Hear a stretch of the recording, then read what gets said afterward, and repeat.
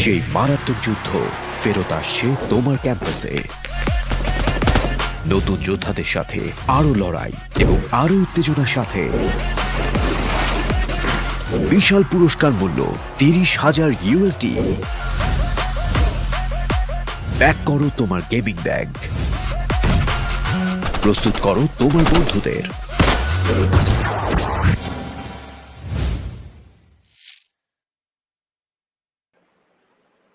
Hello and welcome to PUBG Mobile Campus Championship. Bangladesh region is where we're at in the semi-finals. It is off into day number 3, a 6-day affair which has of course started off, but beautiful turn of events indeed, and it is all thanks to Oppo F19 Pro hashtag book up your fun. Joining us along it is going to be none other than Varun Isupajani, and today Varun, you seem to have changed your camera a little bit. Yeah, I was like, I was getting tired of looking sideways and then just turning around looking at the screen. So now my screen is on the other side and the camera is right here. So everything's going to be clear to me. Like I'll be able to spot out where the lads are headed. Hopefully they can see their opponents clearly as well. Absolutely, mate. That is going to be so very crucial today, because today we're going to be jumping along with all these wonderful teams. But today we have Group A going against Group D. Now, talking about Group A, that is where the journey started on day number 1 in the semi-finals. And it was an interesting turn of events, because move on from day 1 to day 2, what we noticed was Group C and D that played on day 2. They were looking so very much more confident and did showcase that with their gameplay. Yeah, definitely. I mean, Group C and D were a little bit more calculated in terms of how they played out the maps that they played. I mean, the same maps, Erangel, Miramar, Sanhok, and Erangel. But the pace of the game was a lot slower, and the fights were more calculated and more thought out, rather than the fights that we saw from the teams of Group A and B, wherein it was just all-out aggression. You see a team, you just go for... you could just go for the team fight and then just hope to come out on top. I mean, that is just putting it mildly. That would not actually be the thought process behind the team. But yes, they were always looking to pick up the fights, mostly inside of the game. Absolutely, mate. And to teams, few teams to point out when it comes to Group A, of course, are going to be teams like MARTYRS, Bad Intentions. Again, I mean, there are teams who we have our eyes out towards FutureStation, but what are all these lads working towards? It is going to be the massive prize pool of $60,000 combining season 1 and 2. But of course, half of that is going to be separated for this season itself. That's going to be season 1, where these teams are going to be working to get, or rather be a part of, that $30,000 prize pool. Yeah, definitely. And I mean, the way you earn this prize money is by earning points in every single match that you played. And this is something that we're going to talk about. The point system is in front of us, ladies and gentlemen. 1 kill, 1 point, 15 for the chicken, then a 12 for the second position. But talking about points and how they're distributed, FutureStation, again, the level of aggression from this team, it helps them out in the fact that they tend to earn most of their points with the kills that they get inside of the game. On the other side, ABCxNBSQ, if you can get 30 points in 2 matches just off of your placement, nothing is going to beat that. Exactly, mate. That is going to be so very true indeed. And moving that conversation towards the groups themselves, we are looking at Group A right here, where, as you were mentioning, I'm in ABC and the likes. They are looking really electric when it comes to their play. And right here, we also do have Group number D chiming along, where right off the bat, we're going to be looking at Team 4 Axis. We've got Venom Legends right here, Team IR, as well as VSeSports. Now, Team IR did showcase a synergistic play when it came down to our day number 2. Move on towards Venom. They also started off with a really grinding, super duper performance, but today is going to be the day where these teams, a few of these teams, are going to have to showcase a bit more to be a part of that top-notch teams, because again, only 16 teams, right? We've got 4 groups, but only 16 teams are going to move on from this semi-final into the final. Yeah, definitely. As you said, only 16 teams will be moving forward. And talking about teams, I mean, KS Axe yesterday, along with Infernal, Parasite, GX, IPG, were able to take the lead away from the teams from Group A and B. And talking about those teams, ABCxNBSQ sitting on the 4th and FutureStation sitting on the 5th position will be looking to move forward. Other than them, all the other teams, I mean, other than BIP team on the 3rd, 4th and 5th position, all the other teams are the teams from Group C and D. So they were definitely able to perform, but teams from Group C are sitting out today. So the pressure will be on Venom Legends to make sure that they find themselves in the top 5 as a safety cushion. On the other side, Chaser Revolution, they are playing today, sitting on the 15th position, will look to see themselves at least in the top 7 or the top 8 by the end of the day. Exactly. You talk about Cheetah Evolution. Absolutely wonderful turn of events it has been when it came down to that play game, came down to that chicken dinner as well, working in their favor. But move the conversation towards the 16th team as of now, which is going to be A1 Esports, a team that has sadly not been able to perform or outperform the competition. But once again, I mean, they're going to be sitting out today as we are going to be looking at Group A and D for today, day number 3. Yeah, and also, I mean, we have always talked about this, you and I, time and time again. Teams need to focus on climbing step by step. You can't just make the jump from an unrealistic jump. You need to have realistic expectations if you want to move forward in the tournament, look at the bigger picture. And talking about looking at the bigger picture, NRZ Esports actually need to do that right now. They're not too far away from the top 16, but a realistic expectation from their side by the end of the day would be to see themselves inside. I believe the top 12 would be a good position for them to end the day on. On the other side, 1952 did not expect them to see outside on the last page of the standings. GTxBeatDrop, same can be said for them as well. GTxBeatDrop played really well during the qualification rounds, but now sitting on the last position with just 5 points. Ouch. That is certainly an ouch moment coming in from this team. They certainly need to, drop the beat, get the ball rolling in their favor, and hopefully today they will be able to do so and get themselves away from that 32nd position that they sadly are stuck on for now. But move that towards, as you were mentioning, when comes down to the games, we are of course going to be witnessing 4 games amongst Group A and D battling it out. And again, right off the bat, it is going to be Erangel followed by Sanhok, Miramar, and finally to close the deal, it will be Erangel once again. Well, all the same maps that we've seen in the last 2 days, and I mean the maps that these lads are sort of used to seeing each other on. So don't really know what to expect, because when these groups sort of mismatch, and not mismatch exactly, but when the groups are scrambled like A going up against D today, you do not know what the pace of the game is going to look like. The first map definitely is going to be something that the teams will just test the waters in, but I believe the real fight is going to be brought in Miramar onwards. The last 2 games, those are going to be intense. That is so true, mate. Again, I mean, yes, we do know when it comes down to day number 2, it was Group C and D that played yesterday, and Group number D is going to be playing today as well. So they will be able to, continue that momentum in their favor. Now, Group A has had that 1 day off. That was yesterday. Yeah. And hopefully, again, based on the gameplay that they brought on day number 1 itself, it was the start of the semi-final. There was a little bit of break after the group stages into the semi-final. So, of course, getting right into the action took them a little while to, synergistically find themselves in the battleground in the exact same mindset that they needed to be. But Group C and D, they were well prepared, as was showcased yesterday. Hopefully, that has now turned into a bit of a boost coming in, from Group number A, and they will be able to start off with that domination and showcase to the entire lobby that we are not yet done, mate.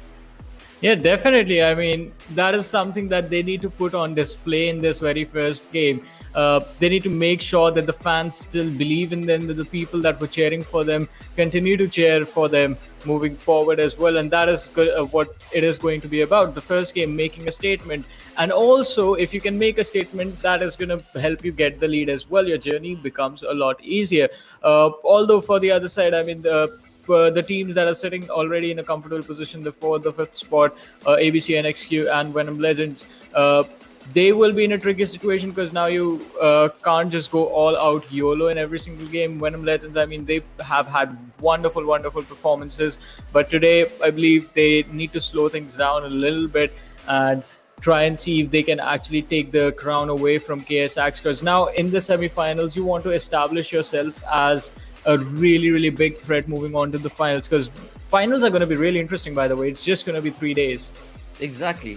For now, we are in a part of the semi-finals, which are, of course, a 6-day long affair, day number 3 on us. And as you mentioned, I mean, teams from Group D, let's also mention Group A teams, where it was bad intention that so many of these teams, well, talking about bad intentions, that is the team that observers are going to be pointing down towards, and that is going to be steamrolling our proper start to this day, where, of course, we have the perfect trajectory of the airplane on our screens, moving on down from Lipovka towards the southern side of the map for now, and it is going to be allowing so many of these teams to find their decent drop locations towards the military base, as well as far as Rozhok or Hospital or Yasnaya Polyara is concerned. A few of those teams that do like to go up north when it comes down towards the shooting range or Kabiski or Stalbak, that is maybe a tricky situation, but once again, you never know because the circle has not been drawn yet, and the circle is what we know for a fact when it comes down to PUBG Mobile is the thing that dominates the game. Yeah, definitely. And this time, looking at the trajectory of the plane, I hope the circle moves towards either North Georgia, Georgia Pole, Everest, the northwestern side of the map. This is a really weird trajectory. I mean, look at this: Lipovka to the western edge of military base. That's not that much distance right there. That's not a lot of distance for the plane to cover, and not a lot of opportunity for players to think exactly where they want to go. Leans heavily, in fact, entirely towards the southeastern side of the map. And as you mentioned, going towards Talbot and Kameshki would have been a challenge, but now I guess the challenge fades away as for once, when I'm not playing the game myself, the gods of PUBG Mobile listen to me and we have a Western circle, ladies and gentlemen.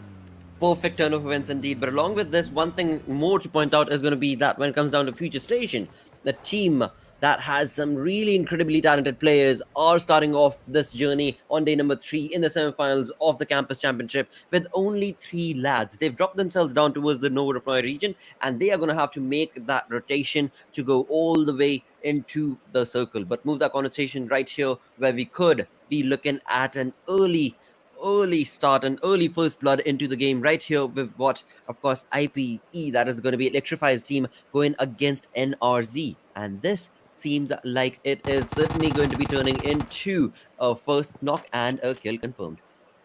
Well, already inside of the game, NRZ not looking so good. 47 has also been finished off along with his teammate Demon. And, well, they tried to go for the early contestation for IPGxELECTRIFY in Yasna Poliana, but things, well, they backfired. And now NRZ, there is no exit point for them apart from exiting towards the western side of the city, because 3 players from IPGxELECTRIFY holding on to the big building towards the eastern edge of Yasna Poliana. Vizgod is the only one that's looting on the northern side of the road. And NRZ, they can exiting towards the southern open farms. It's going to be a risky decision because then there's a possibility if someone actually reaches the rooftop, you might get spotted out. But hey, even though they have a vehicle, things might not be done as they find themselves in a collision with XBrothers. Sazid taking shots on the buggy. Damage has been dished out, but can they get an knock? Stopping the US might not have been the smartest choice away as the backup from XBrothers is coming soon. So NRZ, realizing what can happen in the future, just back off completely, disengaging from the situation, and from one US to a US and a buggy, the split rotations are on for this team.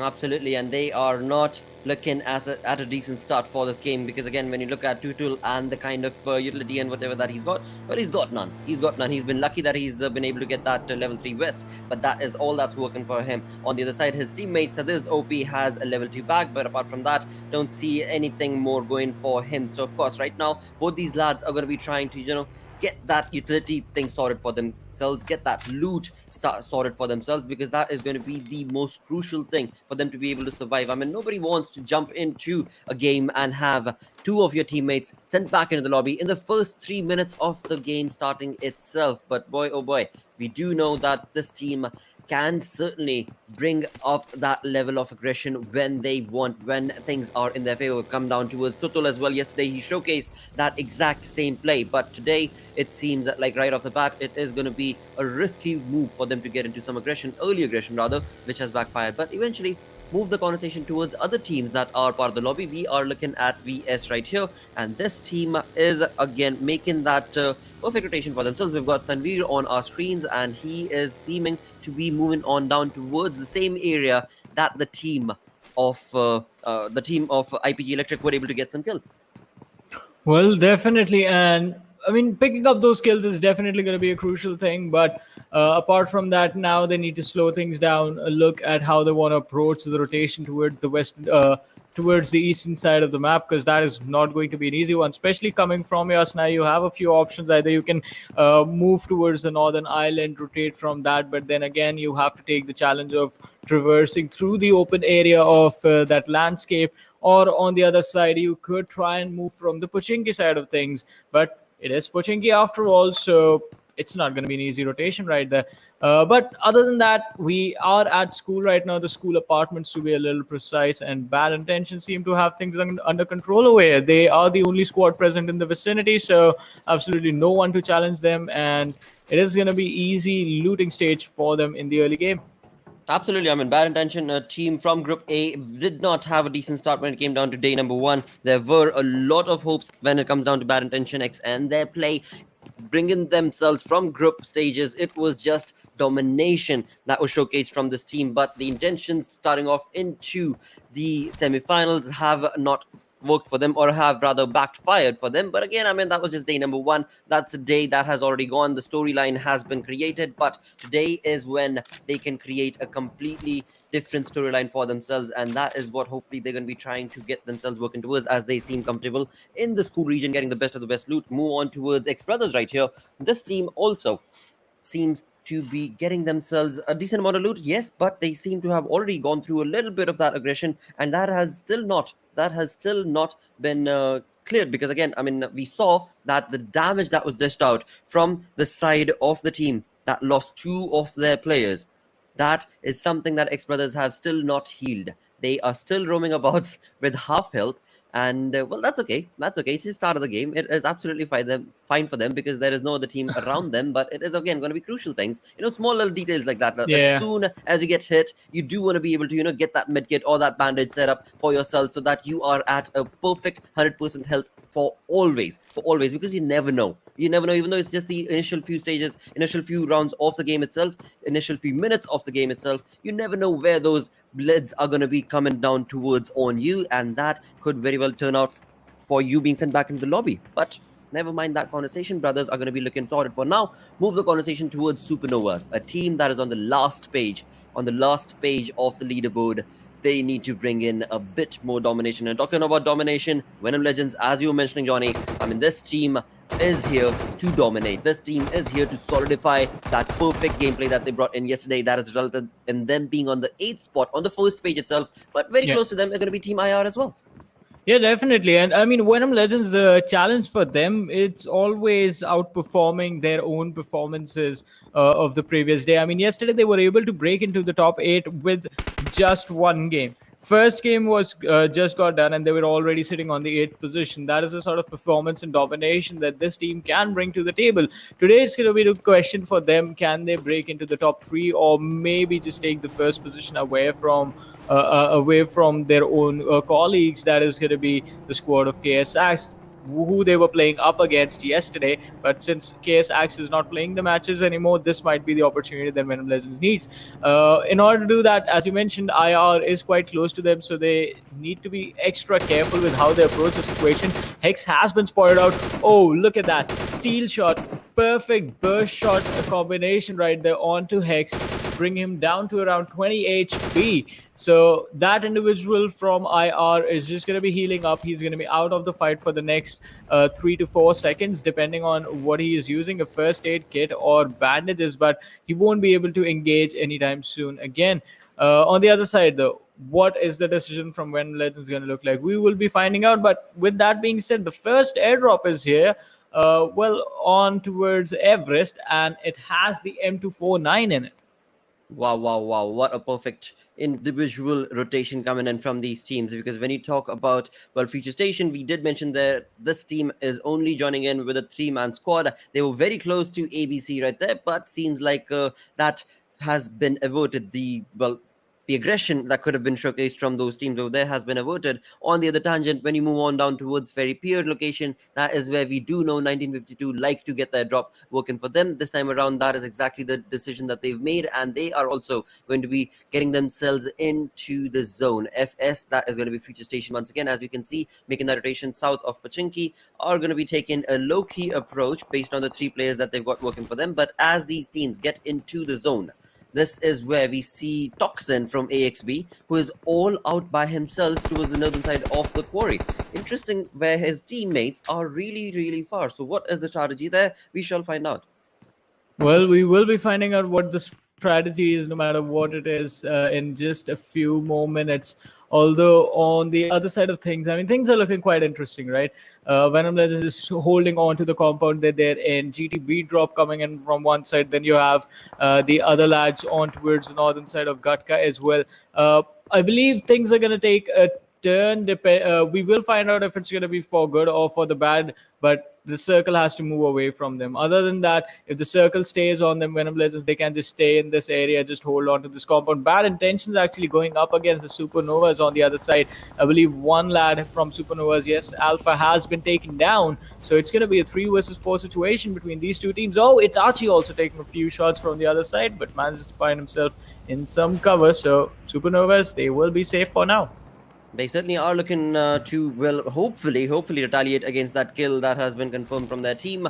But how exactly will they be approaching the situation? Because again, I mean, as we had mentioned earlier, this team is not looking too good when it comes to the overall rankings. But overall, this team needs to bring in a bit more of a synergy when it comes to their play, when it comes to their rotation. On the other side, talking about synergy, we can see that Venom Legends is not that far away from the location of SuperNovas. And talking about Venom Legends, I mean, that team has themselves spread out. They've got that compound working for them, but along with that, we also saw another player from Venom Legends who was far towards the southern part of that compound, and I think it is Rafat, who is taking care of teams on the other tangent altogether. So basically all 360 degrees around Venom Legend, they've got the information and they are bringing in a lot of shots. Move that towards the team of GT right here, as well as CRS. That is going to be pretty close for now, but it's only 12 minutes in. We can very well expect a few more skirmishes starting in a few minutes time when it comes down to these teams and their locations. For now, SuperNovas, having had that loss of that player Alpha, are going to be sticking to that compound, but move the conversation towards the zone. It seems like the zone has moved in favor of 1952. As 1952 made that rotation, now they're going to find themselves in the center of the zone. And Venom Legends also, we can see coming in from the eastern side of 1952's location. 1952 is stagnant over there, so it seems like they found themselves a compound, and this is where, or rather this is the game where hopefully 1952 are going to be showcasing a bit dominating play. Well, and it is quite amazing, the shift from the circle right there, just moving west again for the second time. Also, for the second time, this is going to be the M249 coming in the airdrop, along with the extended quick draw mag for the AR. Like, you would need another extended mag after having one gun that is 100 bullets. I mean, I'm just kidding over here. You definitely need the extended quick draw. Gives you an advantage in terms of reload times and obviously having more bullets in your gun if your opponent fails to find the extended mags on their assault rifle. So is something that the players would like to have. But again, M249 in the open area circles, and FS FutureStation is the team that has the weapon in their hands. So let's see what they can convert, having the big bad beast in their hands. And if they are able to secure a lot of kills, talk about kills. Bad Intentions in some trouble, as Fahim has been knocked out. Winter is really low. Stalker is going to smoke off the entire location, entire area where his teammate was knocked out. Try and create some chaos, try and distract his opponents away from his teammates. Copper on the other side trying to battle out and delay the push, or deny the push, in fact, to the players of XBrothers, as they will look to charge. But Sherlock, he's going to blow up. How did that happen? Youch moments coming in from the side of XBrothers, as when you talk about their push, when you talk about their positioning, it is looking pretty good. It was looking pretty good, as they had created that flank position for themselves. But interesting turn of events where the brothers seem to have naded themselves in this situation, and that has backfired for them. But talking about Bad Intentions, again, a team that we had discussed earlier, not looking too good when it comes down to the overall ranking, but this is when things can very well be turning for them. This is where we can see Bad Intentions pushing on alongside XBrothers, and XBrothers are now sadly at the receiving end, where a few of their players have been knocked. They've got one player all by himself. The other three are on a completely different tangent, and Copper is the one who is going to be trying to find where that one lad is. He knows that there has to be somebody around here, and that's going to be Faisal right here, who has gotten himself a bit of a cover based on those shrubs. But for how long? Copper as well as Fahim are very, very close, and they are going to be trying to nail this team down. Well, they will try to nail them down, but will they be able to do that? That is going to be the thing. It won't be an easy job. Bad intentions. Look at them, just backspinned. I would like to say to the wall, but there is no physical wall right there. It's just the blue zone that they have to take care of. And in fact, it's actually brothers, I'm sorry, that are inside the blue zone right now, taking a lot of damage. I believe last player is surviving. Copper runs right in the nick of time, shoots a few bullets, and gets that one finish. But now Copper has to run back inside the zone so that he does not suffer the same fate as the lads that he had just destroyed the hopes and dreams of. But that was the first team elimination of the game. XBrothers are the first team to take the exit in the first game of the day. I mean, it's such a wonderful game, right, Johnny? Because this is where you can talk about, how BIT right here, they were the ones who had that one player knocked. It seemed like Yeah. XBrother and the positioning that they had, the flanked out positioning that they had, based on the fact that the hill was working in their favor. They had the information. They should have been able to be a better situation and position, should have been able to work in their favor, and should have been able to get that kill and get this team knocked out. But interesting turn of events where BIT did not move away from that position, did not let that go, and eventually have been able to get XBrothers eliminated and have walked away with all 4 players still standing. Well, definitely, and that was a very, very pleasant surprise to see how they were able to turn things around. But now let's look at this VSeSports, and it looks like they are just trying to hold on to the edge that they have right now, just not trying to engage into any fights. There are 2 teams present quite close to them, but they are just hiding in the crevices in the landscape and just trying to survive.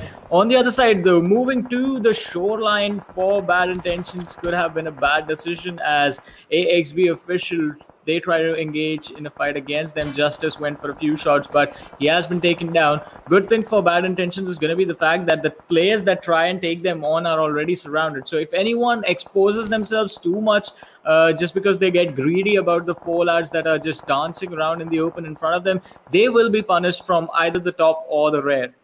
Exactly, and that is where it seems like AXB have found themselves. That is the position that they seem to have found themselves in that conversation. As we move on down from the 4th into the 5th zone, this is where so many of these teams are now going to try and get so many kills for themselves. You have a look at on the other hill, we are looking at Venom Legends trying to go up against Chaser Evolution, I think is the team right there. That is so very close towards Venom Legends positioning, and both the teams have got the smoke working for themselves, but when it comes to the compound, the AXB have the compound for them. You can see IP certainly has the compound working for them, and that is going to be so very crucial in this sort of a circle. But talk about teams that are out in the open. Once again, BIT, they are stuck. They are glued to that beach. It is not a good day to be on the beach, lads. You did get some decent kills as you walked in towards the zone, but boy, oh boy, the way you walked in, you have just given yourself on a platter towards the side of AXB officials, and this team is not wanting to back out. Well, definitely. It's like shooting fish in a barrel, but the barrel is just a big, long beach shore that's there, and instead of fish, you are shooting at the players of Bad Intentions. This is why I don't like staying out in the open. No cover at all. The only thing that you can do is smoke off your location. That gives you like a 10 feet radius that you can roam around in, but that is not enough. Look at how vulnerable the players of Bad Intentions are, ladies and gentlemen. AXB official, they need to be smart about this, and if they are, those 4 kills are coming their way. Those 4 kills are supposed to be AXB officials, but Venom Legends, did they get charged upon, or were they the ones that did all the charging? I believe someone has been eliminated at their hands. And also, one M249 is in the hands of FutureStation, and we just found out in the kill feed, ladies and gentlemen, the other one belongs to 4Axis. Boy, oh boy, this is perfect turn of events indeed. I mean, right here we're looking at Chaser Revolution, who have been brought down to a 3-man squad. They were looking pretty comfortable as it came down to that hill, but now when it comes down to the circle itself, these teams that were looking comfortable are going to have to push on along to get inside the zone. Talking about the zone itself, the zone favors nobody, and that is exactly the case that is being displayed right here in this game, because once again, so many teams, as we can see on the map, so many of them rushing into the zone, one after the other. It's almost like a barrage of players just running and gushing towards that one little center of the zone. But in that doing so, we find that GT, the entire team, seems to have rushed themselves into the lagoon. Right next to them is going to be 1952 as well, who were prepped. On top of them is going to be AXB officials. This is not looking good for the teams that have, well, again, they decided to go for a swim, but they are once again, as you said, fish in the battle. Well, definitely an AXB official. They should be having a pretty fun time in this game. As you mentioned, there are a lot of bodies just floating around them. They are on the land area, so they have the perfect opportunity to just take those shots and well, get all those kills and write their name all over it. I believe they already have 4 kills secured, but it's a 3-man roster that is still surviving, so not going to be an easy job to survive to the later stages of the game. But again, they can get those kills, and kills always translate to getting those points. So that is something that the team needs to focus on. Although looking at the backlines, there's a squad of 1952 present who are actually engaging in a fight against FutureStation, and a few of the lads from 1952 have been taken down. Ouch moments coming in right there, because again, you talk about FutureStation, that team did walk in with a 3-man affair, but 1952, they are the ones who are at the receiving end with only 1 man surviving for them. Bringing the conversation down towards the team. This is going to be Chase Evolution, that is down south of the positioning of AXB, and that team could very well be creating a little bit of trouble for the positioning of AXB. But between them is Hitman, who is sandwiched, who is a player from MARTYRS 1971. He's holding that that ground for him, because he's trying to get as many placement points as he possibly can, because he's the only man surviving for his team. Talking about Venom Legends, all 4 members still alive with only 1 defeat thus far, so that means only 1 point for them when it comes down to the kill department. But eventually, as the game moves on along, they are looking at a decent positioning inside the zone, inside the circle. AXB official, not the same case. They do have, or rather they have had the king of the hill situation working for them, but now the zone is going to be asking them to get out of this scenario clearly. Yeah, I mean, the lease is completely paid off, and now it's time to move out, time to get evicted for AXB official. But before they do that, they need to make sure that the teams that are closing in from the backlines are cleared up. The team specifically coming in from the northern side relative to AXB's position. Chaser Evolution is going to be a key name over there. And Justice actually just charges towards their direction. All right, so don't know what he was trying to do. I believe he went for the crate right there. Got himself knocked out. Maxtron comes in for the backlines. Good support. Has to use the first aid as he was down to just around 5 HP. Last player remaining for the size of Chaser Evolution. The seed hiding inside the smokes, and well, Maxtron, he is able to land those shots. Chaser Evolution sent back to the lobby. XB official still surviving. Justice was revived, so it's a 3-man squad for AXB official that's still in the game with 8 kills. They get to move on, and now the next challenge for them, it is to get inside the circle. Talking about the circle, look at who's in the center. It is Venom Legends. Most certainly, they're looking really comfortable once again. They've got that 360 angle working for them. They know exactly where all the other teams are going to be, and that's where we can see Frypan bring down or dish out a lot of damage and a lot of kills converted in that situation as well. Now, this is something that I believe AXB are not going to be too happy about, because if you remember that one lad from AXB, he was in a compound that we saw. All the 3 lads were in the king of the hill situation, but that one lad, the compound that he was holding is exactly the compound that is at the center of the zone where Venom Legends have found themselves to be the tenant for the moment. AXB are going to be slowly trying to get into the zone. What a perfect turn of events indeed, where they did try, but it is going to be IP that will get the better half of their positioning right next to Venom Legends. But Venom Legends, they are looking really comfortable when it comes down to the zone, when it comes down to the positioning, when it comes down to the kills department. They are in control of this entire game.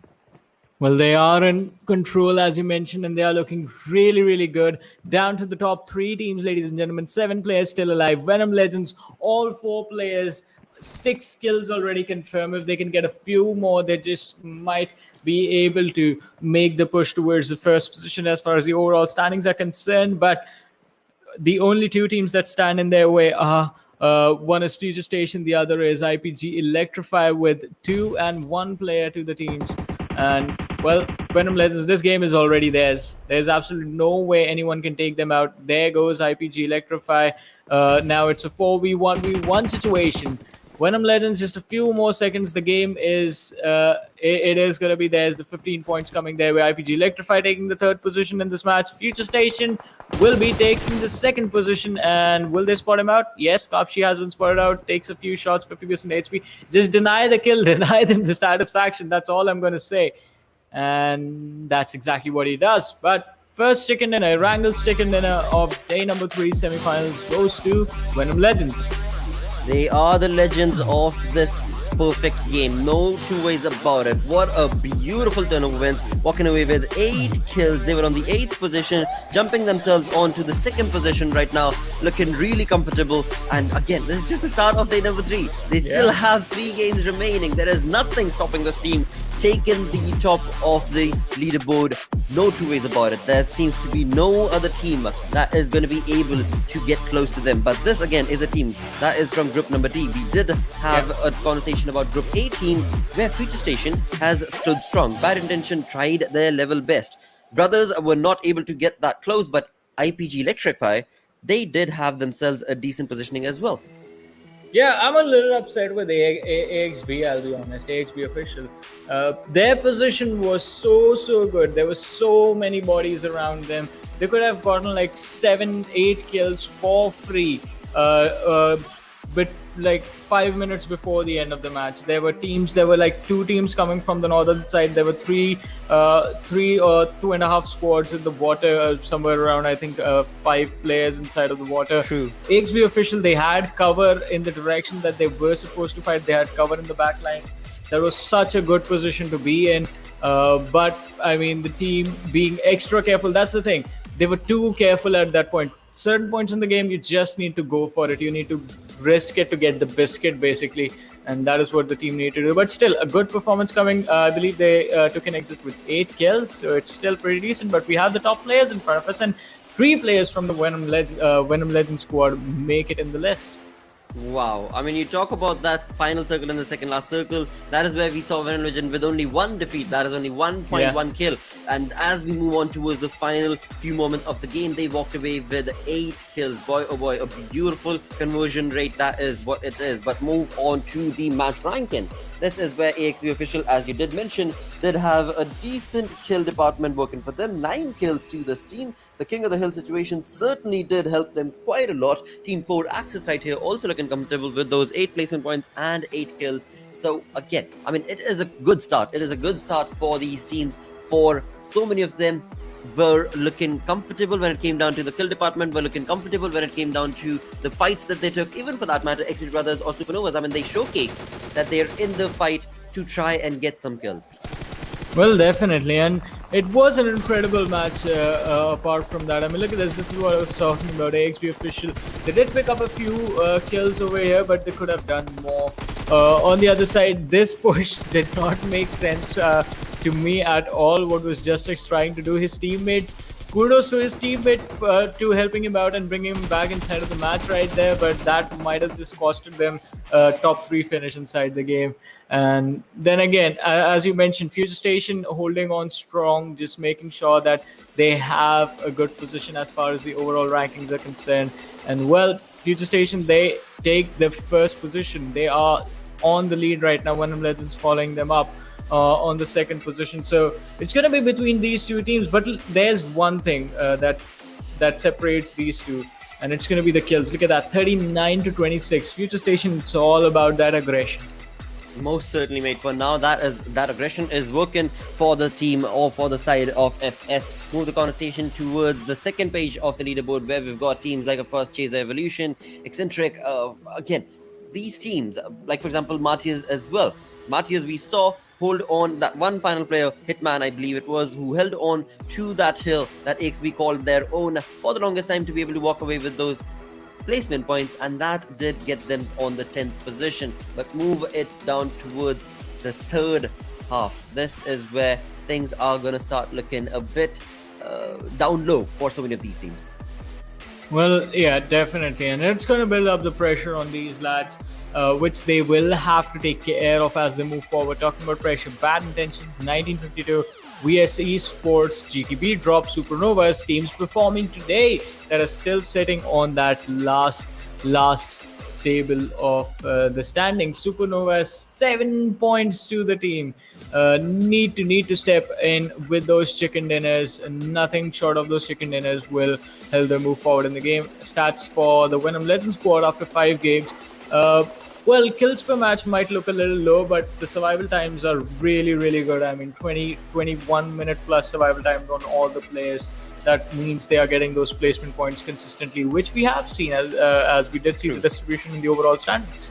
Exactly, and that is certainly going to be a clear answer to the entire lobby that Venom Legends is not going to back down. Venom Legends is a team that's going to be rushing in, gunning in to get those kills, to get those placement points, and that is what we've seen over and over again from this team. Now let's see, as we move on to the next 3 remaining games, which team is going to be overextending to be a part of this competition. With that, you lads stick around. We're going to be going on a very short break. Right after this is going to be second match of the day.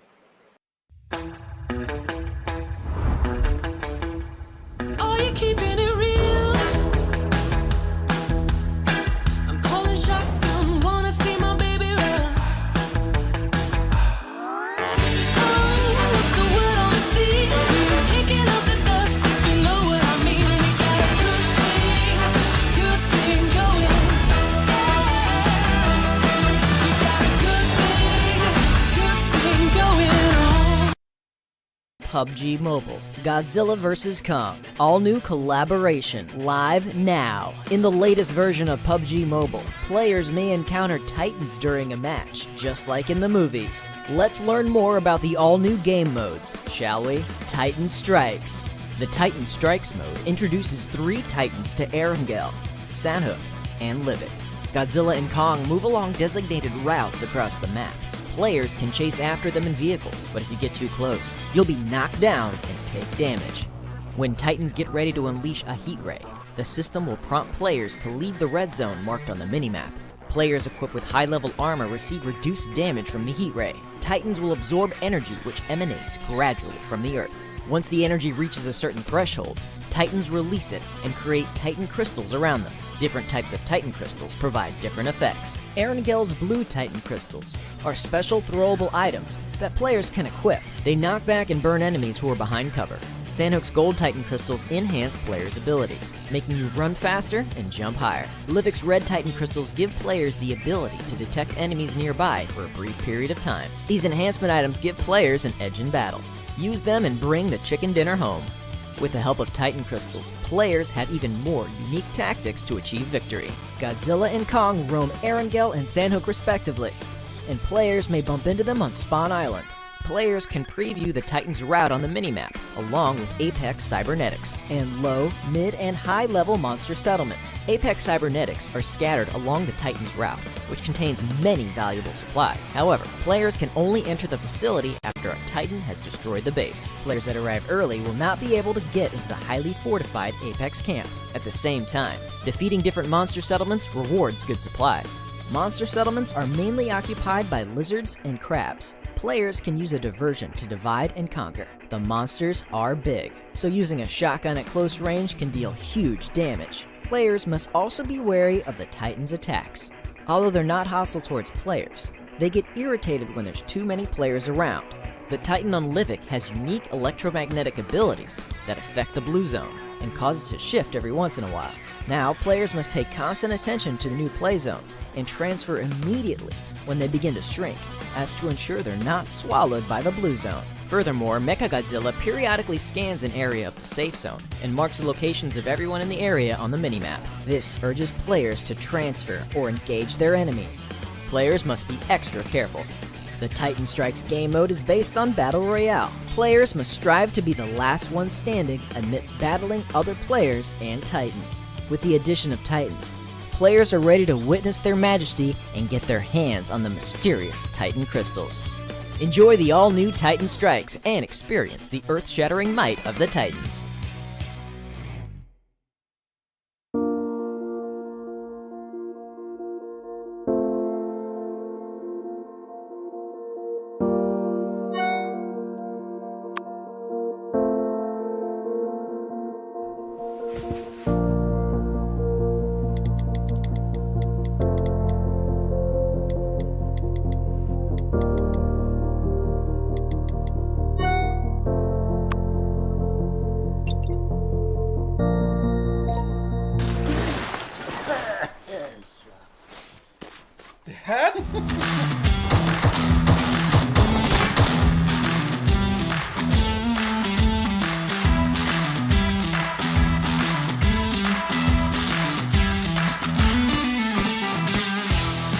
We got it! We did it! I know you'll be there for me. I'll always be here.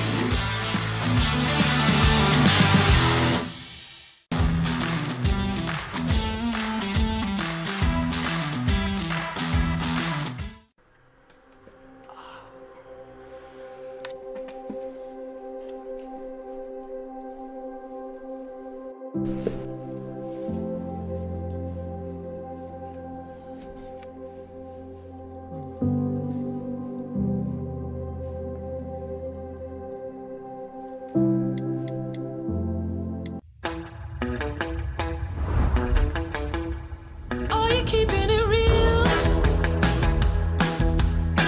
I'm calling shotgun, wanna see my baby run. Oh, what's the word on the sea? Kicking up the dust, if you know what I mean. We got a good thing going. We got a good thing going on.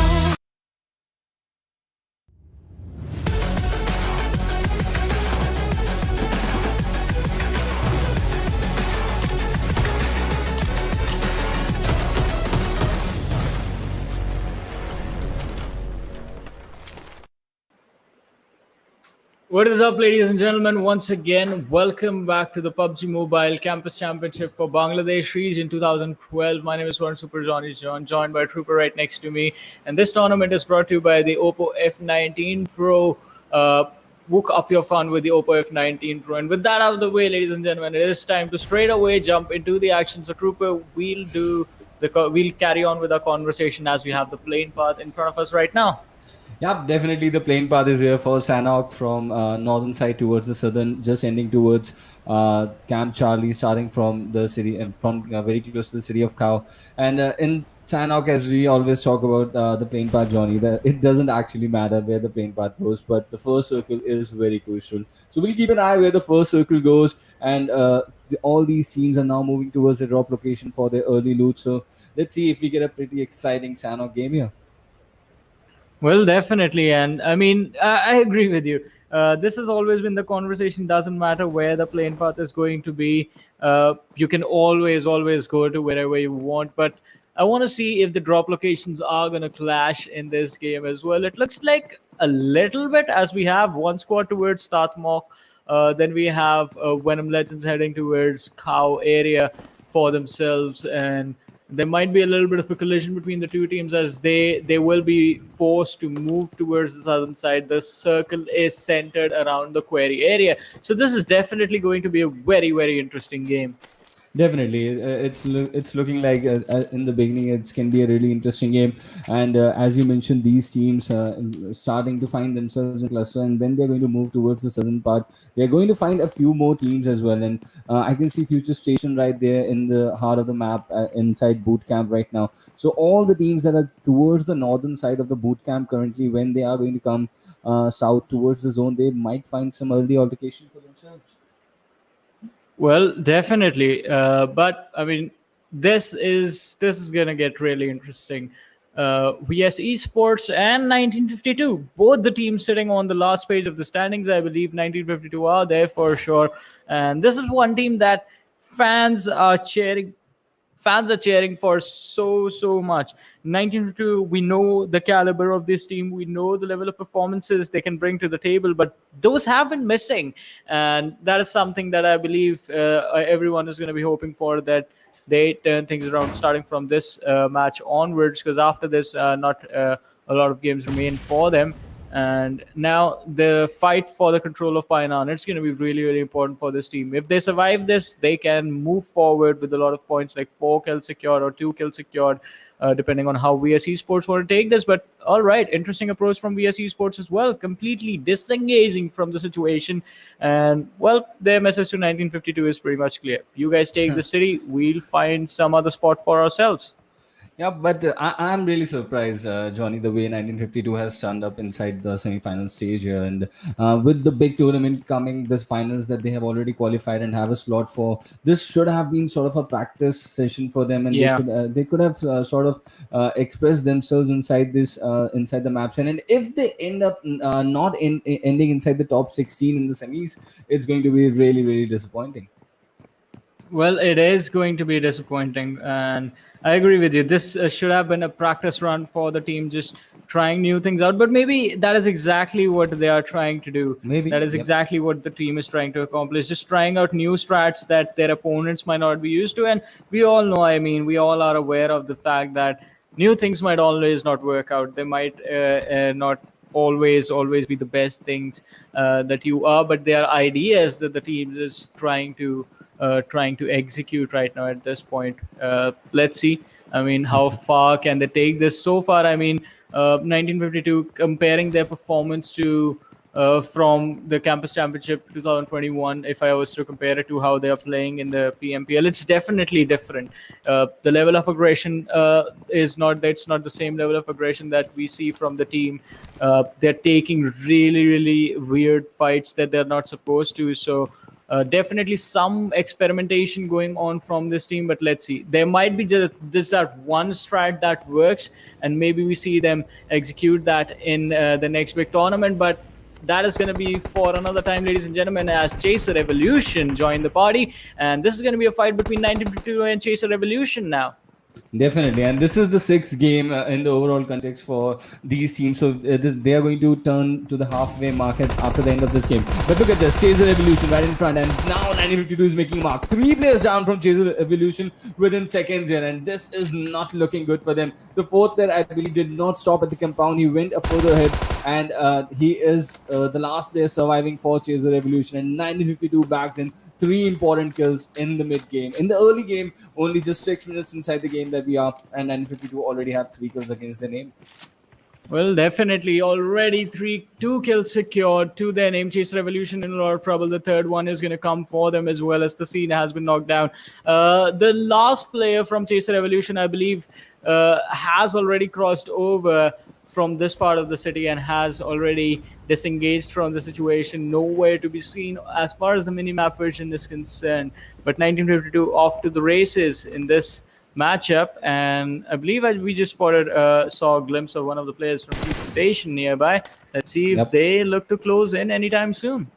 Yep, that can be a very good opportunity for FutureStation, because we've seen them in this semi-final stage in the past that they have been pretty aggressive. They have been expressing themselves right from the word go, and that is why they were there leading the chart on the day one. But now, how are they going to turn up? That is going to be something that we are going to watch out for here. And inside Sanhok, we know it's a small map, and anytime if you can like wipe off a squad or get 3 or 4 kills, that is a pretty handy amount of points that you are bagging in. So it's an opportunity for FutureStation, but I would really love to see FutureStation go against 1952 at this point. Well, definitely, it will be lovely to see that fight again. Clash of the Titans of sorts, and really exciting situation. Specifically, another reason why it's going to be exciting and it's going to be fun to see is going to be because both the teams are trying to bounce back from some of the worst performances we have seen from them in the recent days.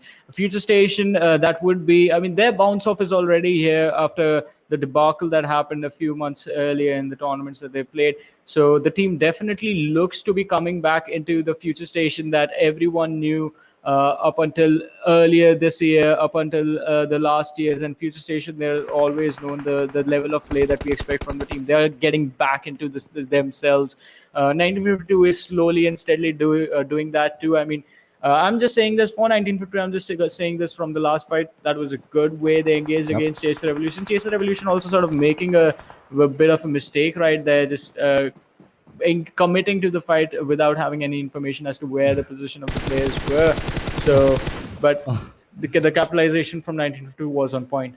Honestly, Johnny not just won a lot of mistakes from Chaser Revolution at that point, and Yeah. all the 3 players coming to at the same wall and like They did not give a lot of opportunity to themselves, and not only just that, all the four players also did not commit to the fight. That was also a fact that did not go against their favor. But this is talking about that. We should also come and talk about this team, about GTxBeatDrop as well on our screens right now. And it looked a very promising team in the round of 128, if I remember correctly. They were leading their groups, but at this state in the semi-final stage, they have also like not able to impress us as that much as they could have. So maybe this is just their day, the first day not going into their favors, and all these teams that are still currently outside the top 16 are definitely going to try to change their fate on the day number 2.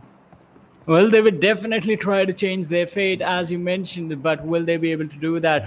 That's a really big question now. Although, Trooper, it looks like we are again in the same Sanhok just like yesterday. Things look a little bit slow, just apart from that early fight.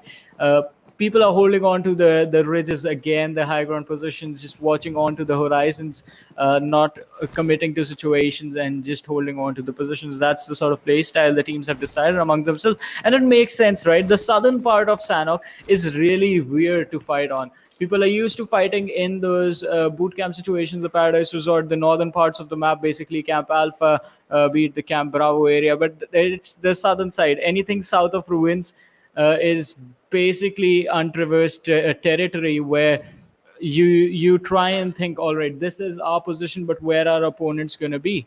Yeah, but definitely not a lot of people like to settle at that part of the map, and that is one of the reasons why many teams, many big teams as well, like to use that part of the map to make a rotation, longer rotation inside the zones.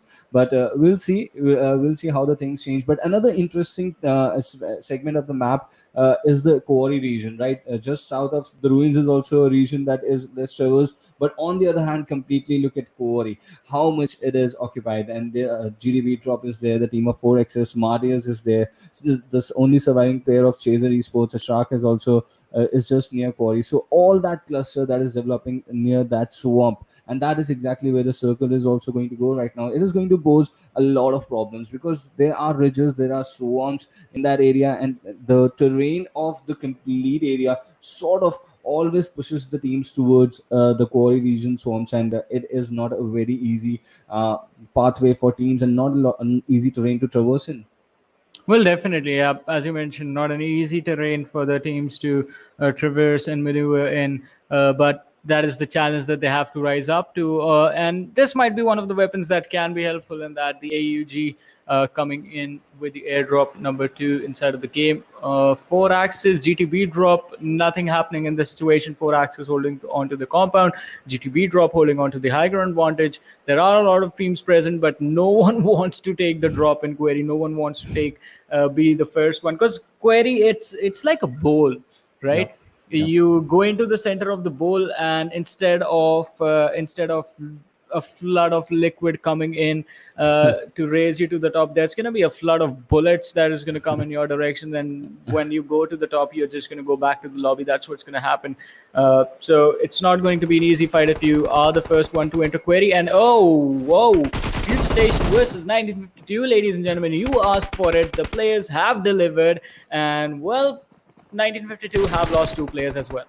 Yeah, 1952 clearly on the receiving end of that clash of the Titans there, and the remaining 2 players sort of trying to get away from that situation under the circumstances. I would like to believe that is the right thing to do for 1952, because they've already lost 2, and they would really want to go deep into the game. But I am really surprised the way things are shaping up for 1952 here, and they really need to figure out or go back to the basics which have worked for them in the past, because a lot of like, if you're trying a lot of stuff just before a big tournament, that is a good thing, but you should also make sure that you do not go off track, and like, keep focus on what you need to do there.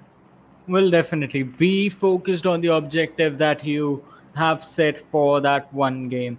That is very well said by you, and it is going to be quite interesting to see if the team will be able to live up to the expectation of this match as well. But talk about living up to the expectation, Venom Legends, they have been doing that really nicely so far.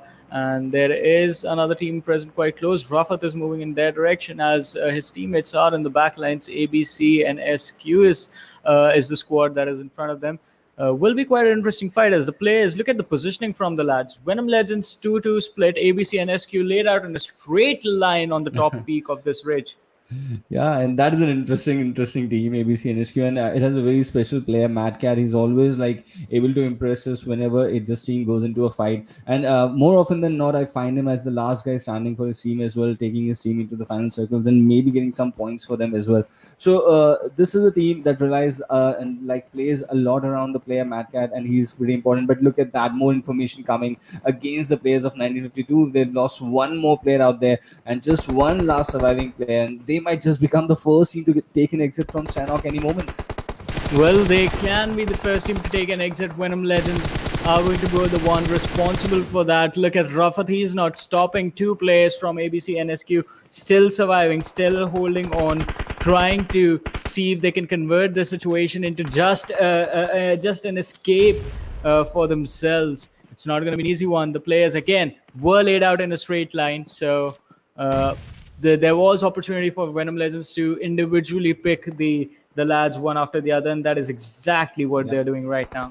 Exactly. That is what they're doing right now, and he's a special IGL, right, Rafat? He's always brings in something special. Just like if he can get to pull off this knock as well, and we have seen this team perform in the past. And what I like about Rafat is not just the IGL for the rotations; he's also the IGL in the fights, and clearly he leads them from the front. And any team would be like blessed to have an IGL like Rafa there. But let us look at the zone now, and look at that. Boot camp still part of this new zone.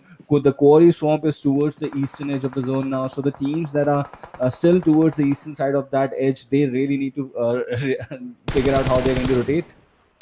Well, I agree with you. I mean, it's not going to be an easy decision to see how they're going to come up to the main island side, but talking about easy decisions, Venom Legends Frypan was knocked out, so they're going to try and go for a revive, and there it is, the revive already being initiated right there. Chaser Revolution, I believe, again in some trouble. Oh no, that was another team that was taking a fight. FutureStation getting backstabbed, not backstabbed, well, picking up a fight against IR, and CSR is actually the one taking a fight over there against the squad of Martyrs coming out on top. And I believe Martyrs, they are just almost done in this match, could be eliminated at any point. And that is the last player for Ashrak from Chaser Revolution. He's really kudos to him. He's really pulled off a nice thing over there. But I'll be eager to see how many kills he has managed to get himself before he got eliminated there by that nade of MARTYRS ESPORTS. So that is the end. The team that lost 3 players in the early 6 minutes becomes the first team eventually to go out of the game here. But we still have one more team that has just one guy remaining. That is 1952 here. So we'll see how long is he going to survive for his team. But as we speak, Rafat goes down. GTxBeatDrop has successfully picked them off, and now just 2 players standing from Venom Legends, Frypan and Steel Shot. Nightwing is bleeding out, and I don't think he will. It's going to be an easy thing to revive him as well. But let's see how the fights take shape over here, because this is the Eastern Edge that we were speaking of. Yeah, this is the Eastern Edge, and it's not going to be an easy entry for Venom Legends. Look at them. They're keeping an eye on the squad of SuperNovas. They have to keep an eye on another team that's closing in from the red. GTxBeatDrop in the front. Flex getting another knock. Steel Shot being brought down to his knees. Nightwing and Frypan, 2 surviving players for the side of Venom Legends. And SuperNovas, they capitalize from the back as Nightwing has been taken down. Frypan is going to be the last surviving player, hiding inside the smoke, moves towards his west-hand side, going up the mountain, trying to avoid the line of fire of the players from SuperNovas, but that is not going to happen. Frypan was just finished off, and well, I want to see already GTxBeatDrop get that kill, the last kill as well, and FutureStation, ladies and gentlemen, they take an exit. Oh, this is not what we expected at this point, right? But Venom Legends, they were like surrounded from 3 sides. SuperNovas were there, GTxBeatDrop was there, and players of AXB also present in the vicinity. I can see the last player of 1952 still surviving there. Sharp is there, and I believe he's got one more teammate with him. So his teammate got knocked, but he was successfully revived. So these 2 lads are still surviving there. Let's see how they're going to move ahead. Well, it is going to be a challenge moving ahead in this game. 17 minutes inside the match, 13 teams, 45 players still remain. GTxBeatDrop, I mean, they are in a really nice position on the edge, have good amount of cover available to them. Not a lot of teams quite close to them. They can wait for, like, I believe, 20 seconds. They need to wait 20 seconds before they start rotating inside the circle. They will have majority of the teams in front of them, and they can just pick them off quite easily while they try and approach the circle, the play zone right now. Let's see. All right, the timing looks quite nice from the team right there, but on our screens right now it's going to be total from the side of NRZ. Now their approach is going to be quite tricky. There is IPGxELECTRIFY right next to them, and one of the lads has been knocked out, one finished off, so NRZ just a 2-man roster remaining. Yeah, definitely. NRZ is just a 2-man roster. But Johnny, I'd like to bring your attention to something. Look at that zone right now. In 1952, the two players, they made sure Sharp with his teammate, I believe with his one teammate has occupied the only compound that was available inside there. And still 5 to 6 teams, they now need to enter the compound. They now need to enter the zone from the eastern side. It's going to be pretty difficult for all those teams that have still not made their way inside the zone. Look at NRZ, how slowly they are trying to get inside the zone, and still they have some opponents inside the zone who are not going to allow that passage easy for themselves. And this is the eastern side and the southern side that we are speaking of. It's going to be a massacre for all these teams fighting our way. Well, definitely it is going to be a massacre, and Bad Intentions look to be the one surviving. But in order to do that, the first challenge is going to be to survive the onslaught from FSE's VSeSports, and Witcher is going to be shut down completely, trying to charge point blank with the Uzi right there. I like the thought process, but the execution was definitely quite poor, because even if you are charging with a weapon that is incredible at close ranges, you need to make sure that you have some sort of a backup, a player providing suppressing fire, not allowing the opponents to make such aggressive moves right there. Winter is going to take down another one. Fahim from VSeSports is going to be shut down as well. That leaves Demon as the last surviving player for his team, and he's quite far away from his teammates. Look at this. He's already inside the zone. Like, this is not the kind of fight VSeSports would have imagined to go against them. And they were inside the zone, and Bad Intentions were trying to get in. This was a gatekeeping situation which VSeSports should have capitalized, but Bad Intentions, they're back into the business. They've already got 5 kills in this game, and I'm really liking it because on the day one they really had an off day, and that is how I would like to believe, and the team would like to believe, that they can really make a comeback. In this game number 6, they're showcasing some real fights that they are taking right now, but for how long, that is going to be my question to them. Well, that is going to be my question too for the team right there. How long can they survive Bad Intentions? I think it's already looking not so good for the team. One more player being taken out of the equation right there. Just 2 players left on their feet, and FutureStation somehow find themselves in the center of the circle yet again. Team IR quite close to them with the cover, but FutureStation just need to keep their heads down to the ground, and they might just be able to make it to the top 3. Yeah, and FutureStation already in there, and they just need to survive. But look at that, SuperNovas getting some kills. But on the other hand, GTxBeatDrop has been eliminated from the game already, and the last player, Demon, who was surviving, is still here in action.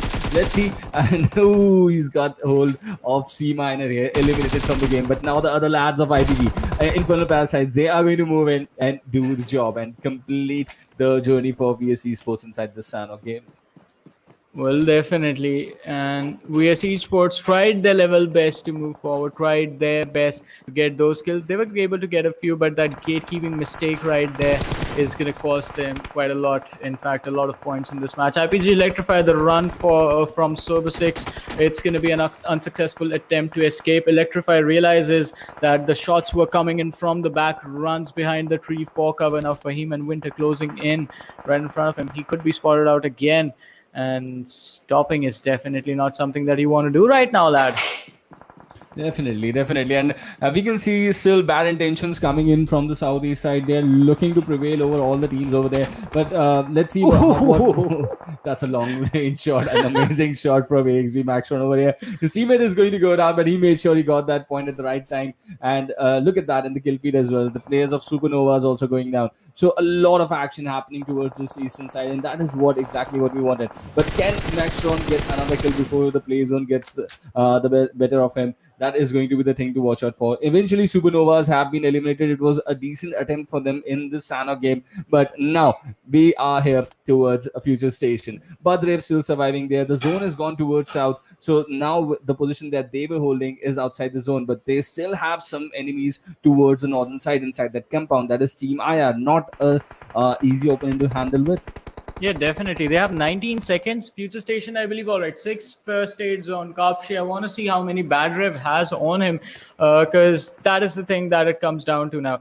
They need to wait and let the players of IR move past them and then shoot the players of IR in the back. That's the only way FutureStation actually come out of that fight. They are outnumbered, outgunned, stuck on the slope in the open. So it's not going to be an easy situation for them. Down to 16 players right now, ladies and gentlemen. And, well, XBrothers this time actually find themselves in a really advantageous situation. And XBrothers unknowingly sort of helping FutureStation out, taking down the players from the side of IR. FutureStation not in their vision, and IR has been completely wiped out. All right, so this game has definitely taken an interesting turn. I could not have expected this to happen. They had the compound, they were inside the zone. At the point they had to leave the compound, they got sandwiched so bad that it was not an easy thing to get out of that compound, because it was the blue zone from one side forcing them outside, and when they left, they got shots from FutureStation as well as XBrothers. And in fact, look at Kapshi. He's still not figured out that the team has been completely wiped out there. But pretty soon he's going to find that the players of XBrothers are quite close. But the blue zone is also a concern for Kapshi at this point, and he really needs to move ahead because he's the last surviving players for FutureStation here. Yeah, well, definitely last surviving player, and he had 6 first aids, down to 4 right now. XBrothers keeping an eye on him. They have one player that was committed to just gatekeeping Kapshi right there, not allowing him to move forward. XBrothers, look at this. Before this match, I said this. Before this match, I said team sitting on the last page of the standings, team sitting on the second last page of the standings, need to start racking up those chicken dinners, need to start racking up those high kill games. And that is exactly what's happening right now. 1952, 7 kills in the top 5. XBrothers, all 4 players surviving, 4 kills secured in the top 5 right now. XBrothers, they have the high ground. They have the opportunity to secure this chicken dinner for themselves. No one can stop them. They can secure a lot of kills before they go out. Kapshi closing in from the back lines, though. Is anyone going to notice? That is going to be the question. No one is looking at him. What is going on? Yeah, definitely, and he might just surprise XBrothers over here. Let's see what can he accomplish at this point. Faisal now, he's got bad intentions right in front of him. Fahim is prone, but let's see what Fahim is going to do. If Fahim goes down, but he does take the knockback before he can he gets that knock. But let's see how if King is going to spot Kapshi or not. Or Kapshi is going to get the better of him. He is going to, but the play zone is going to be there, and that is going to be the end for FutureStation as well. Now we have 1952 in the final circle. Bad intentions still here. NRG has got that solo play. It's a 1v1v2 situation here. Winter alone for bad intentions. Let's see if he can back this chicken dinner, which they desperately need on this day. This was a massive blunder from the team of XBrothers. Why did they forget about Kapshi? They completely ignored him, allowed him to close in from the backlines. Also, the 4 players should have stuck together. The formation could have been a lot better, but now it does come down to 1952. They have to secure this. Is a 2v1 situation. Sharp and Magnet, 2 of the best players from the lineup, against Tuttle from NRZ. Again, Tuttle is also a really experienced player, so this is not going to be an easy job. 2v1 situation, 10 kills already secured for 1952 esports. Let's see if they can get this, if they can write their name on this chicken dinner. Tuttle, he's sticking to his ground. Sharp and Magnet closing in from either directions. Nade in his hand. Cooked. If he can take down one player with a nade, then the other one he can finish off with the guns. Yep, he already got Winter with the nade there. So this 1v2 is going to get pretty interesting if he gets a knock. But no. Magnet is not going to allow that. 1952. What a comeback for them. And that is what we want to see them do. And that is exactly a brilliant game for 1952. And I would like to say that timely rotation to get that important crucial compound was the key for them in this situation. They did not allow a lot of teams to express themselves. And that is why they have now made that push inside the top 16 comfortably. Hashtag 30 out of the 32 teams, total point 26 in this game, and they've got an 11 kill chicken dinner for them. Yeah, and a really big jump in the overall standings as well. They were one of the teams sitting on the last page of the standings before this match, and now they are in the top 13. I believe if they can have one more game like this, one more game where they can get the chicken dinner and 10 plus kills, that's going to be an easy entry into the top 8 for them. So a comeback was needed from this team, and a comeback they have delivered, and that too with the fact that two of their teammates were actually taken out quite early in the match. It was just Sharp and Magnet who survived. And I think we both should also take some credit for motivating them at the right point, I think. Oh, yeah. And this Sanhok chicken is really going to help them. And I really hope that they figure out how they're going to move ahead, not only in this semis, I believe they're going to go to the finals as well. And we should not forget that they are the defending champions at the Campion Championship stage as well. Yeah, that is the thing that I think us and the fans actually do need to remember. There are some teams over here that can, well, out of nowhere just get performances like this back to back. Let's see if 1952 can do it back to back. But yes, there are a lot of teams, there are a lot of players that can definitely pull those high kill chicken dinners game after game after game after game without stopping. And right now, I mean, a lot of experimentation might be going on, but as we get the step-by-step move closer to the finals, teams will be looking to get serious. 1952, a good position, but they are just 3 positions. Either you can look at it this way, they are in the green right now in the top 16, or you can look at it the other way, that pressure is still going to be on them. They are just on the 13th position. There is no safety cushion as such on 1952 right now. One bad game and they could easily be out of the top 16 again. So that is something that they need to figure out before the last game. But the rankings of this game are here in front of us. In FutureStation, I believe they're still going to be on the first position, 13 points from this match. And I think now 1952 are going to sail, because it was a bad patch for them, which is over now. With this chicken dinner, 26 points, I think the bad days are over for them. But so I would like to believe for Bad Intentions as well. 17 points out of this game, considering the way they played in the first day. This is a brilliant game for Bad Intentions as well. Well, definitely. And I mean, it could have been a better game. Although again, last game I was upset with AXB official. This time I'm upset, really upset with XBrothers. I was hoping they would finish off with the chicken dinner. Wonderful position from the team. All 4 players remaining, but again, the communication I believe was lacking in that final situation. Ignoring Kapshi's position, I believe the call out was like, all right, maybe he's gone now, maybe he's already eliminated, and we can just look forward. When they started looking forward, just overcommitting to the fight against Bad Intentions, when you know there could be multiple players in that direction present, you do not realize how many members of the team are remaining. Even though there were just 2 players from Bad Intentions remaining, could have been 4 from the team remaining, and then it would have been the whole squad wiped out anyway. So these small little things you need to be extra careful about. It's better to be safe rather than just regretting the fact that the chicken dinner was missed out on. And I think we should at this point also add the brilliance and the experience that Kapshi has. Like those 6 steps that he has, he used them brilliantly, and he with those steps he made sure he did not give away any information to the opposition. But coming back to the overall ranking, ladies and gentlemen, FutureStation back on top, 88 points. They've got a good lead over Venom Legends, who are holding on to the 2nd spot right now. KSX not playing any matches today in the 3rd spot, and look at that, they've just played 4 matches and both were Infernal Parasites and KSX. So it's going to be an amazing thing when they get back into the action, and so for Bots and Pajamas as well. Well, definitely amazing performance from this team, but we're gonna wait for those KSX, Bots and Pajamas, and all the teams with 4 matches remaining to come back and start performing again. That is gonna happen tomorrow. But for now, look at this: 1952, NRC Esports, XBrothers, all inside the top 16, 4 Axes as well. But again, need to make sure top 8 is the target now. Next 2 games, can you make it to the top 8? That is going to be the question that I guess the teams are going to be asking themselves. For a few more teams that I will be looking out for in the next few matches would be Chaser Evolution, because they are looking really confident with the way they are approaching these fights in game number 1, in game number 2 as well. Even though the fight against 1952 did not go their way, the level of confidence that the team showed by just like, all right, there's a team, we're going to stop and take this fight.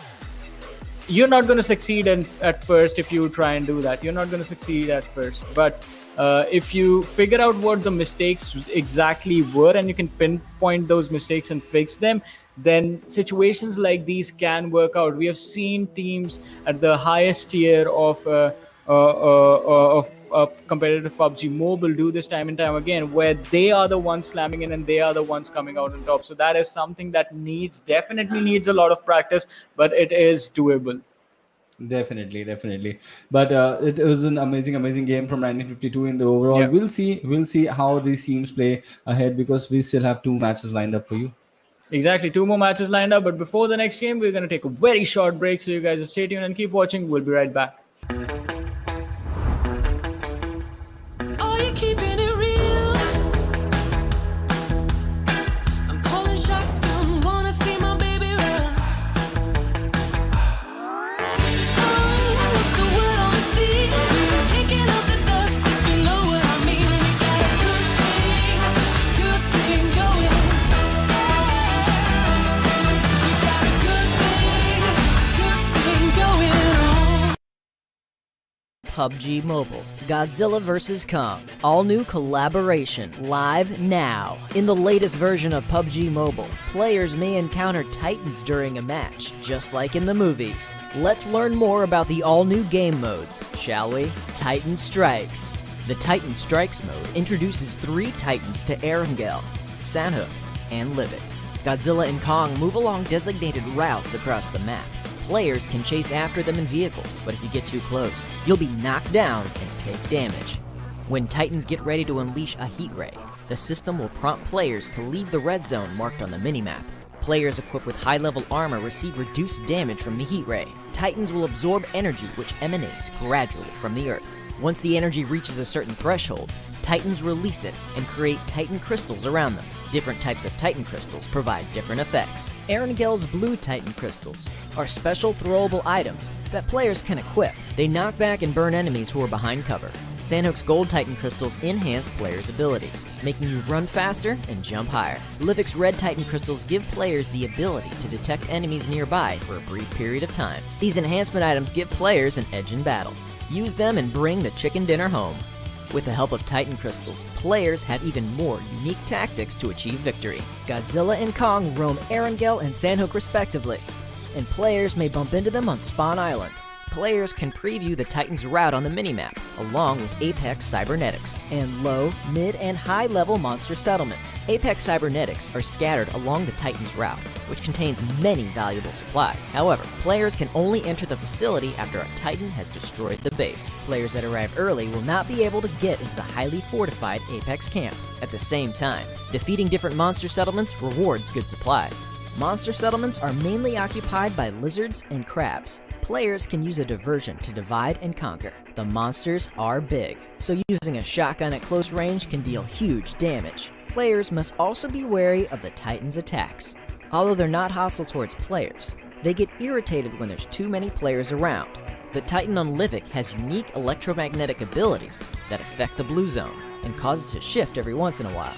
Now, players must pay constant attention to the new play zones and transfer immediately when they begin to shrink, as to ensure they're not swallowed by the blue zone. Furthermore, Mechagodzilla periodically scans an area of the safe zone and marks the locations of everyone in the area on the minimap. This urges players to transfer or engage their enemies.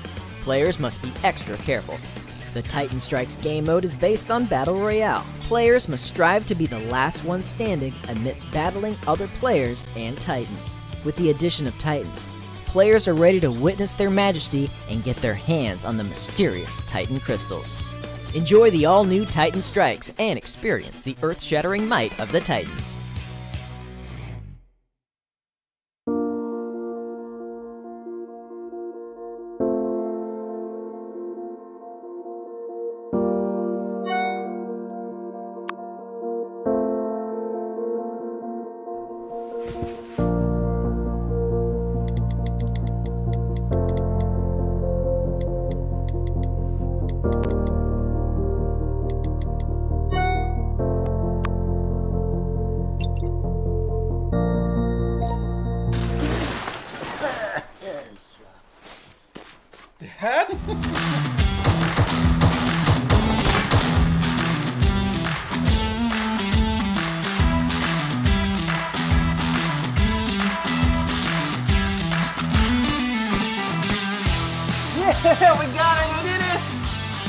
I know you'll be there for me.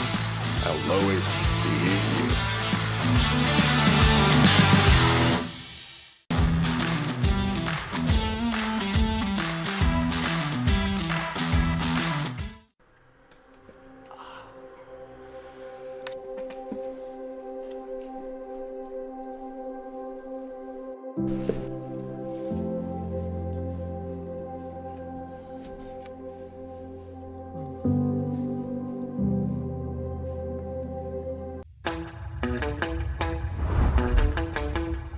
Are you keeping it real?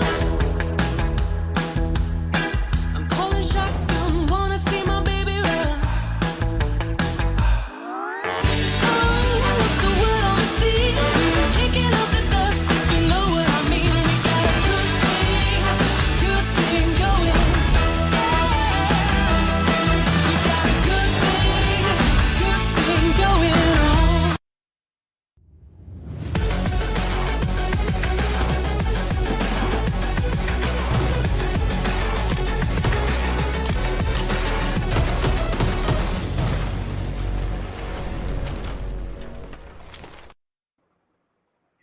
Hello and welcome to PUBG Mobile Campus Championship Bangladesh Region 2021. What a wonderful turn of events it is, and it is a huge thanks to Oppo F19 Pro. Hashtag Wook Up Your Fun. And talking about wooking up our fun, I mean Trooper, dude, last game that we witnessed, it was 1952, bringing in the domination, the aggression from the last page on to almost, I think now they're on the first page, right? Yep, on the second to be precise. Hashtag 13 years. But I would take some credit for that, and with that motivation at the right time with Johnny out there. And this was a brilliant performance coming in from 1952 at this time. But coming to this game now, here the playing path is already here in front of us inside this beautiful map of Miramar, just from the northern side of Valdemar towards the northern side of Impala. That is going to be the playing path. A lot of accessible area for the players to go for that early loot. And obviously the areas of El Pozo and that La Cobre area region is not going to be accessible. So we'll see how these teams are going to use up this playing path for their early loot. Exactly, that is going to be really crucial because, as you mentioned, the northern part of the map will not be available. Well, again, it's not about availability; it's more about it is going to be far out there for these teams to get there and get that loot started off. But with that, if we talk about Badrev, a player from, of course, FutureStation right here, who seems to be going on a different trajectory compared to his teammates, which is interesting. And along with that, when you do talk about a team that's going to be in between them, well, again, we do know when it comes to FutureStation, they can be really aggressive. So it seems like we might just have an early sandwich situation coming in for this team that's going to be in the center. Do not know what team that is exactly, but move on to the other sides of the map right now. There we have a lot of teams that have jumped on down towards. I mean, 70% of the teams are going down towards the southern part of the map for the moment. But here we go.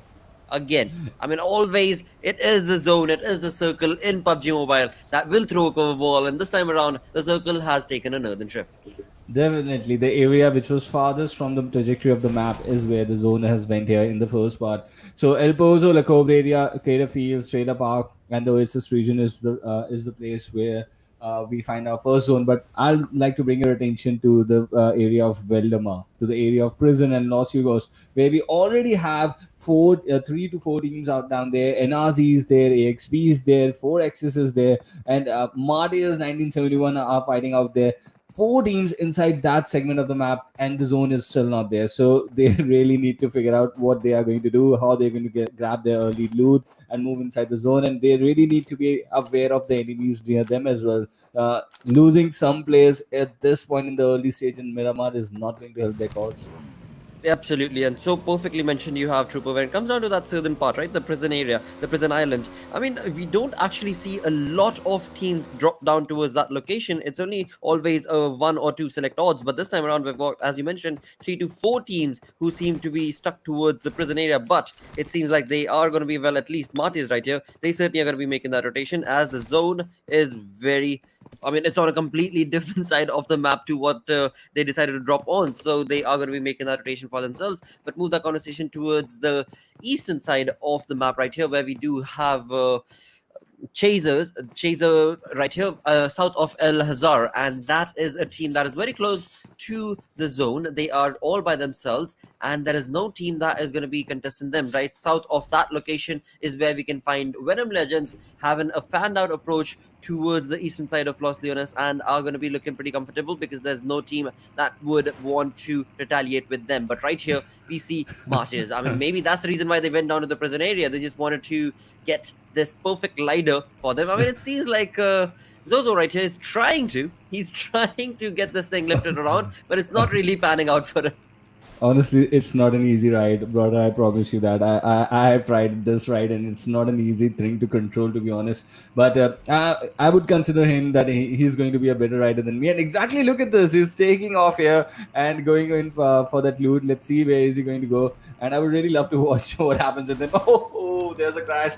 Mayday, mayday. But coming back to the game, brought up no teams in San Martin, no teams in Picado, no teams in Montenuevo, but 4 teams towards the southern island in Miramar. And this is all happening because of the jumble of the groups that we witnessed, A, B, C, and D, and they play on different days and among themselves. So the IGLs are under constant hurdles. Where to go, where not to go, where these teams would go, they really have no idea. And they are just dropping down anywhere, taking up the loot and going into the circles to take a fight. That is so true, mate. Right here, Zozo is the one that we are glued to on our screens, who seem to be getting a really decent loot working out for him as he moves on along towards this region. But again, where exactly are the teammates is what I would question. We do know that all 4 members of Martyrs are alive, but where are they is my question going to be. But in that, ouch. Okay, Caster's curse coming in right here, where I did mention all 4 players are alive, but Hitman is not going to be surviving for too long. And I like how XOXO really went for his vehicle as soon as teammate was down. So let's see if he might just end up having come into the fight or not. We'll find that out pretty soon. But yep, let's see. This is the team of SuperNovas that has got this knock over Hitman, and pretty soon he's going to beat out. Or his teammate is going to be here. Flint is here, but I don't think he's going to help. He's going to be able to help Hitman over here. He's been eliminated from the game. But let's see how this fight moves ahead, because we can see Flint is the only player from Martyrs 1971, and so is the Alpha here from his team as well. So all these guys are sort of in split positions from their teammates, grabbing those early loots, because a lot of teams have fallen near in the nearby vicinity. So they are grabbing and holding on to as many compounds as they can and trying to move ahead.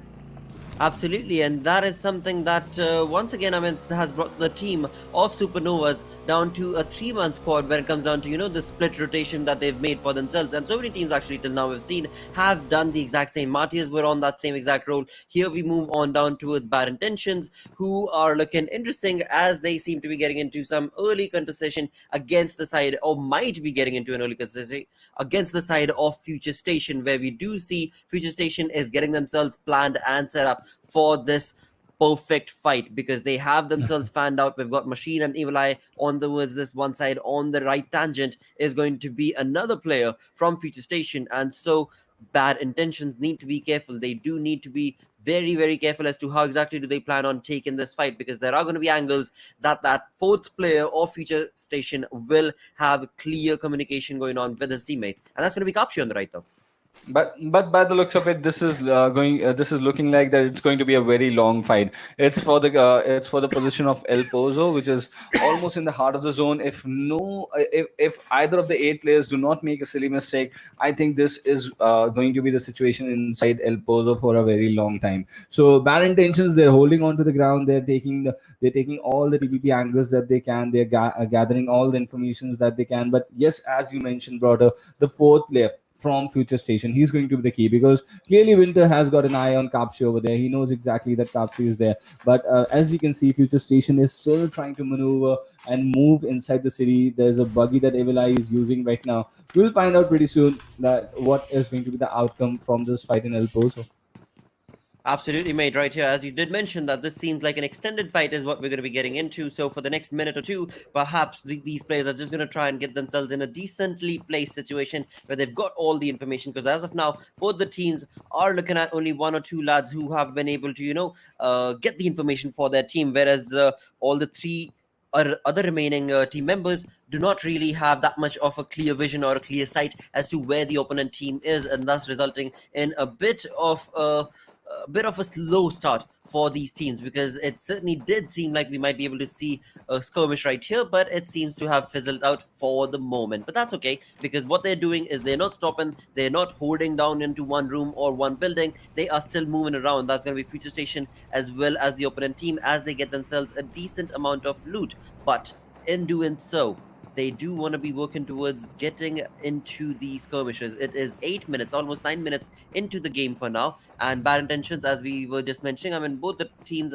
are going to be perhaps fizzling out when it comes down to that early skirmish that was expected.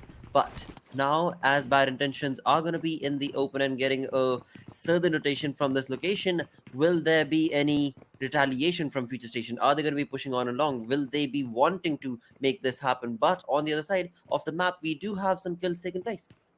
Definitely, some kills are being taken as we are witnessing both the teams disengage from the city of El Pozo, and we'll find out pretty soon where these shots are coming in from. The play zone is taking down players as well.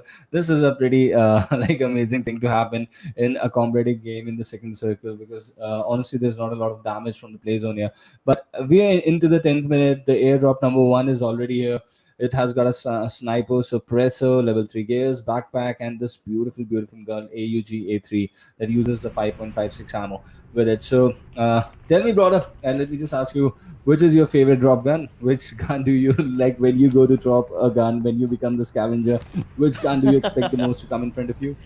Well, I don't want to break the bubble, mate, but I am one of those players who, whenever there is a drop in front of me, will probably try and run the other way around, or I would just find myself in a position, in a comfortable position that's going to be around the area to just get that that area guarded, so that I can get a few kills for myself. But apart from that, Oh. no, until unless I'm playing with a team that I know is going to be able to have my back, I try and just resolve myself to guns that I know. And in that, especially when it comes to this map, it is the mini that I would love to go to. If I'm able to get that with a decent amount of scope, that is genuinely going to be the Okay. gun that I'm going to be that much more happy than a gun that I find in the loot box. But eventually, that is just a noob talk, because after all, when you talk about these pro players, it's a complete different conversation. And talking about the pro players right here, Break from Team IR is not wanting to use any of his medkits. Interestingly enough, he is. Why? I mean, he is pretty far away. He's 1,000 meters away from inside the zone, from getting into the zone, and he's all by himself, lonesome in the junkyard region for the moment. Thankfully, he does have a vehicle, so that 1,000 meters is not going to be extended for too long as he gets into it and runs and guns towards the center of the zone. Move that conversation towards 1952. A team that did bring in 11 kills in the previous game are going to be the ones starting off their fight right here against the side of VS, where we do see VS have thrown a little bit of smoke to dish out and cover their tracks, but eventually again Tofik does know that there is an entire team down there and they have the upper hill advantage as well. That is now going to be resulting in Magnet taking a flank angle approach, but they have no sight whatsoever at all. They do know that there's a team down there, but they've not been able to spot out even a single player from VS. So I would say that's a really brilliant strategy working in favor of VS based on the smokes that they've got, based on having the exact information as to where the opponent team is, because they are not showing their faces, they're not showing their heads, and that's working out really good. Boy, oh boy, talking about one fight, it seems the Sharpex is going to be the one who is going to be dishing out amazing amount of spray towards Rafat, and Rafat from Venom Legends has already been sent back into the lobby. Oh, that was an M762 at that range with a red dot on it. Amazing, amazing knock on Rafat from Sharp over there, and one kill against the player of Venom Legends when they were in rotation from San Martin. And I think it was a brilliant mind game that 1952 was playing against VSeSports. Like when the players of VSeSports were not exposing themselves, they were taking shots on the vehicles and making things difficult for the players of VSeSports. But now look at this ship is completely moved towards this urban area of San Martin. That is like a perfect circle over San Martin in the ridge just towards the south of it. But look at that, what is happening outside Montenuevo. NRZ coming in, looting up from the southern part, has run into Montenuevo and found bad intentions that is coming in from El Pozo. Absolutely, and talking about the circle itself, that is going to be an interesting turn of events where we do see 1952 in the center. Alongside them are going to be a few teams, but the compound that this team is holding for the moment, it is looking really, really perfect, because this is where they need to be when it comes down to, getting in the center of the zone. On the other tangent, when you talk about the way other teams are holding their fort, they seem to be in control as well. We've got VS right here in the crosshairs of SharpX, who was again, just this perfectly controlled burst that was brought in.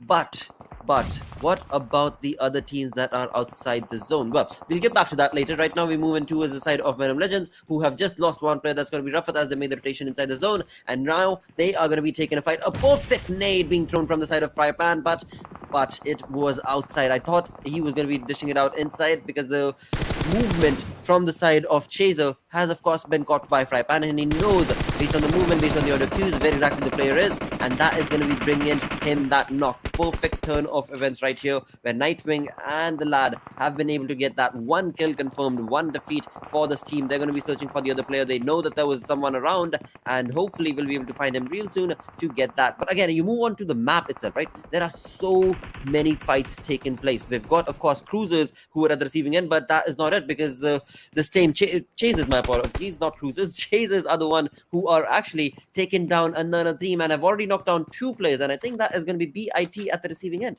Yeah, and that intentions was at Monteluvo seconds ago. They rushed in towards San Martin and they have been welcomed here with a vehicle blast. 2 of the players are down here, but 2 other players still inside the vicinity, trying to control the situation, trying to get those 2 players back on their feet. We'll see if they can manage it or not, because there are multiple teams inside the vicinity. Already we saw 1952 controlling the high ground, but look at this. VS got hold of Fahim with that final UMP, and bad intentions could not make a significant impact after a good game in Sanhok inside Miramar, and they have been eliminated in the 16th position.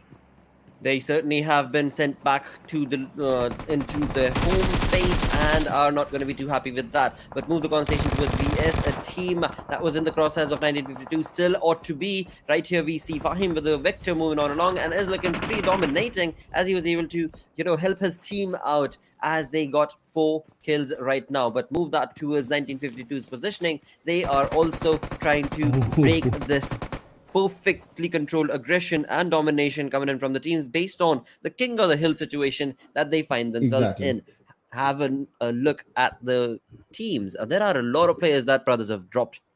Yeah, definitely. And there are a lot of players towards the northern side where 1952 is holding up their higher ground. San Martin has been completely deprived of that zone area now. All those teams that are holding up inside San Martin, be it AXB, be it VSeSports, they really need to move away. And 1952 holding that higher range are inside the ground. So they're going to do a lot of gatekeeping. They're going to pound in a lot of shots on these players. Let's see how these teams are going to deal with it. But on the other side of the map, towards the southern side, we saw a lot of teams go towards south, and they are now making an impression inside this zone as well. 4x's is here with a vehicle blast on Bedre. He's knocked him down, and let's see how this fight goes for 4x's against this big team from the region. Exactly. Also, another thing to point out is going to be that so many of these teams are out in the open. Of course, the Riches are going to be working in their favor, but only for so long, as they know what team is going to be bringing and gunning towards them. Right here, we saw FutureStation was at the receiving end, thanks to ABC's perfectly controlled suppressive fire. But on the other side, so many of these teams, since they're in the open, are losing players. FutureStation has been sent back into the lobby. Team 4 Axis have already lost 3 of their players. The Beast is the only one surviving, but he also has 2 teams right behind him, so it is going to be really crucial for him to maintain that position and be careful as well as he tries to make that rotation inside the zone. Talking about the zone itself, it is being gate-kept by so many teams that we do see. This is not looking good for VS as they try to make that rotation inside the compound. Sadly, it was NRZ Esports that was well equipped and prepared for any sort of an aggression. Tanveer is the one who is right behind over there, behind that parking area that we've got, behind the garage that we've got, and he has, well, thankfully he has some smoke working in his favor, but for how long? Because NRZ's players, they know where he's at and they are going to be gunning for him. When you talk about Tanveer, he has one more player who is going to be in the back ends. That's going to be Demon, but Demon How will he be able to help is going to be the question. Right here we can see it is probably going to be a 2v2 affair where NRZ have also lost two of their players. Demon is caught in the bottom end of that trench, and Tanveer is sadly caught up top. It is certainly going to be a 2v2 situation between NRZ and this team, but who is going to get the better half of it? We shall find out in a few minutes' time. On the back end, we can also see the Beast, the one player remaining from 4Axis, is hunkering down. He's not even wanting to move, but behind 4Axis player, the Beast, we can see on the map, is going to be another one player that is going to be jumping and running towards the zone. This is where third parties are being brought on. Sad state of affair. Demon has been sent back into the lobby. Tanveer is the only one remaining. Oh, wow, wow, wow. NRZ's situation seems to be working for them. The compound that they've got is certainly working for them. Whoa! Perfect shot. Yep, and he would feel bad. He had a mini there. He could have got that knock, but he did dish out some damage. But speaking of 4Axis over there, Beast has been eliminated now, but still, the last player for VSeSports, he's still surviving there.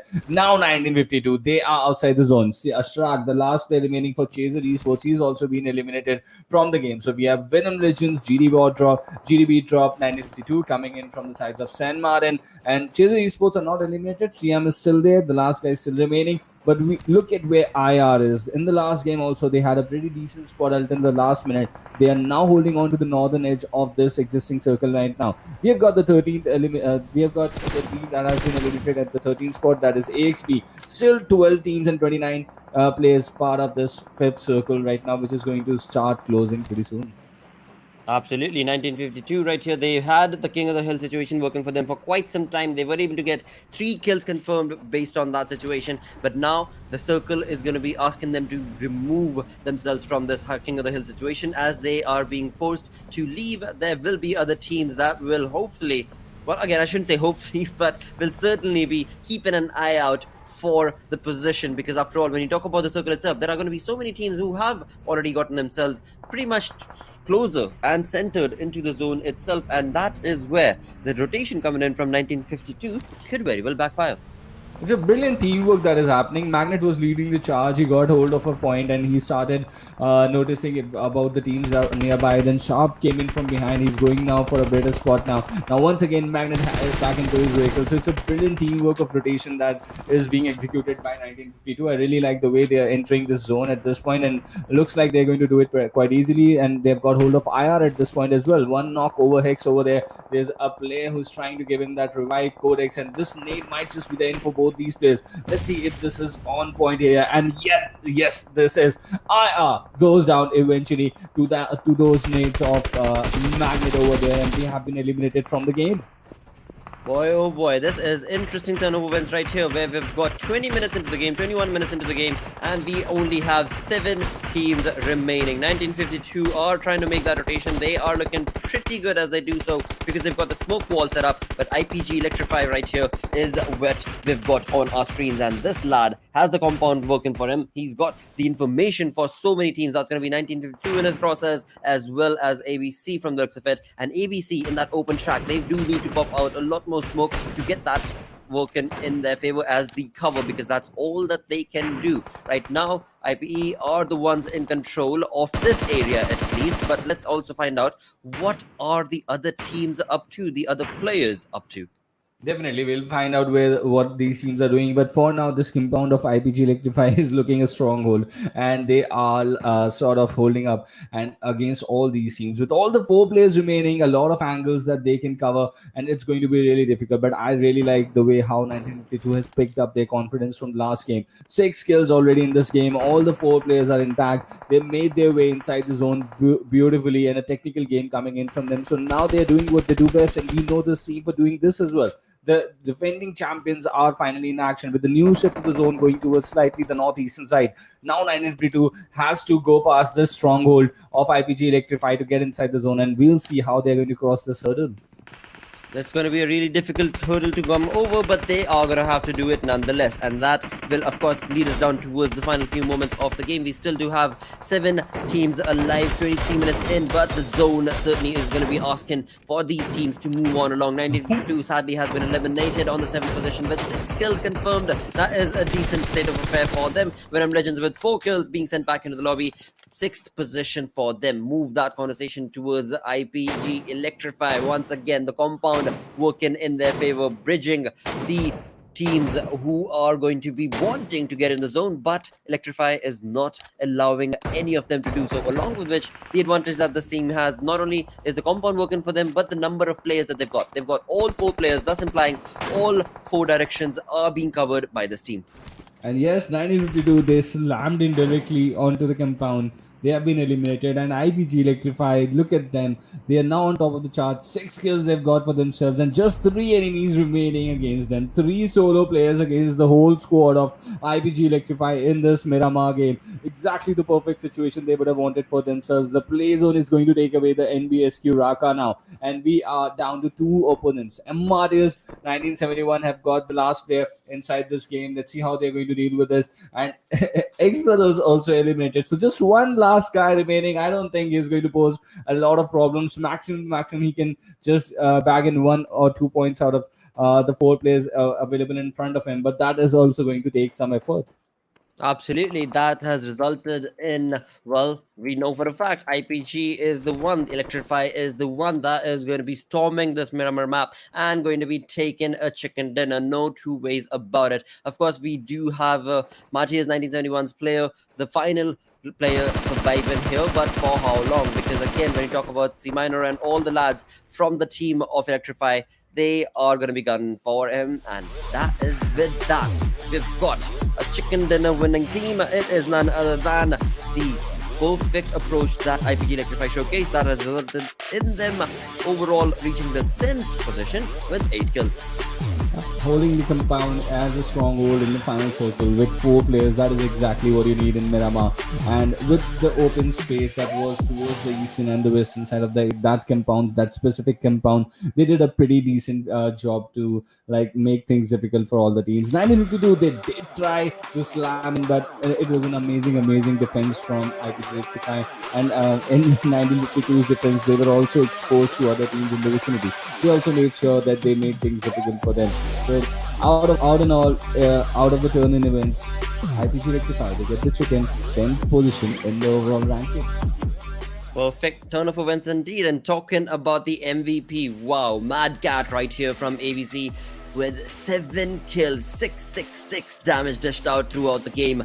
Perfect approach from the squad of from the lad of course ABC, and perfectly controlled domination.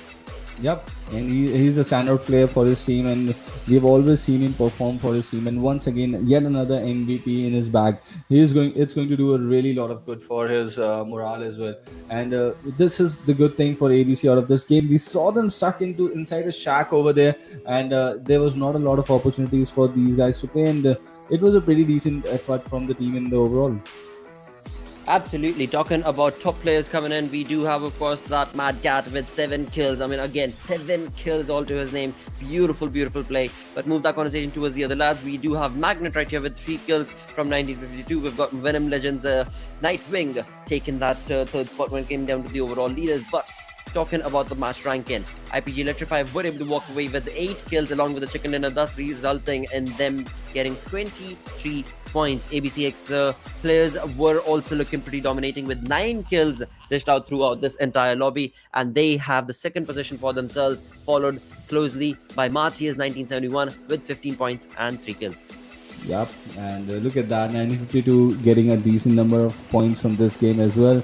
3 teams getting 8 points, Venom Legends and ESPORTS being one of them. It's also a decent effort coming in from these guys as well, and XBrothers also would be really happy with back-to-back finishes inside the final circles as well. So it's going out to be a pretty decent day for these teams that we just named. But things not moving in the favor of AXB official. GTxBeatDrop missing out on this game as well. We saw what happened to Bad Intentions. It was not a good outing for them, and I think they could have sort of taken a pit stop over like moving from Montevideo to San Martin. That's a pretty long distance to cover, and just when they arrived at San Martin, they were welcomed with bullets. They certainly were. What a sad turn of results it was for the team. But eventually, when you talk about the game, there were a lot of fights that took place. That were a lot of interesting positioning that we saw coming in from 1952's lads. There were just amazing nades once again being utilized. Utilities when it comes to smoke as well being utilized from the side of these players. And this is what resulted in these matches. This match resulting into a different overall standing where FutureStation are going to be maintaining that lead, but so many teams are jumping and getting closer and closer to them. Yep, and look at that. Still 3 teams that have played just 4 games are still in the top 8. That is a pretty amazing thing for KSX, Infernal Parasites, and BIP. Once again, I always take the name of these 3 teams only because they have still played 4 games in this overall standing. Team IR is making a strong impression today. It's a really good thing, but FutureStation leading from the front. With 1952 and XBrothers, they were on the last page at the start of the day, and now they are both there inside the top 12 position. So they would be really happy. The fans would be really happy how 1952 is progressing. But still, I would like to believe that 1952, they still have just 5 more games remaining, and there are so many teams who have got 8 matches remaining. They need to maximize whatever opportunity they are getting and get as much points as they can.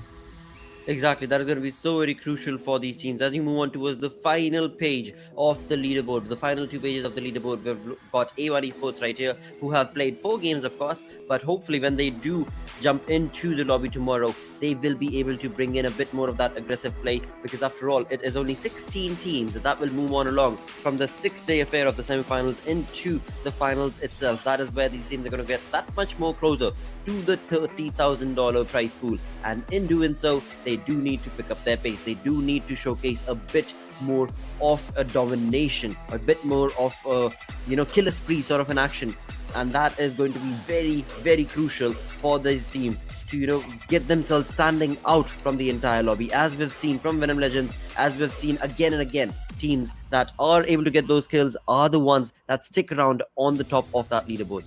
Yeah, and apart from these teams, let's talk about GTxBeatDrop and SuperNovas as well, 29th and 30th position after 7 games each.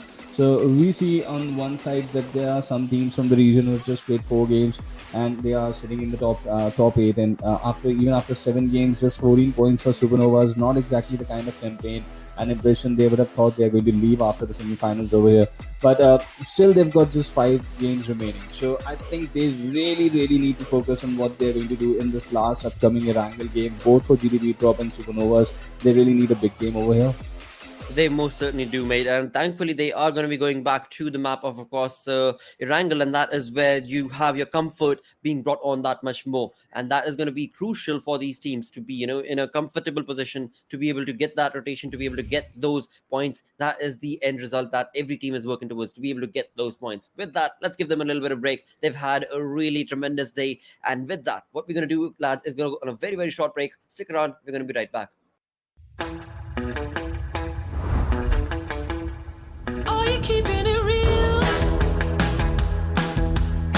I'm calling shotgun, wanna see my baby run. Oh, what's the word on the sea? Kicking up the dust, if you know what I mean. We got a good thing going. We got a good thing going on. PUBG Mobile, Godzilla vs. Kong. All new collaboration, live now. In the latest version of PUBG Mobile, players may encounter titans during a match, just like in the movies. Let's learn more about the all-new game modes, shall we? Titan Strikes. The Titan Strikes mode introduces 3 titans to Erangel, Sanhok, and Livid. Godzilla and Kong move along designated routes across the map.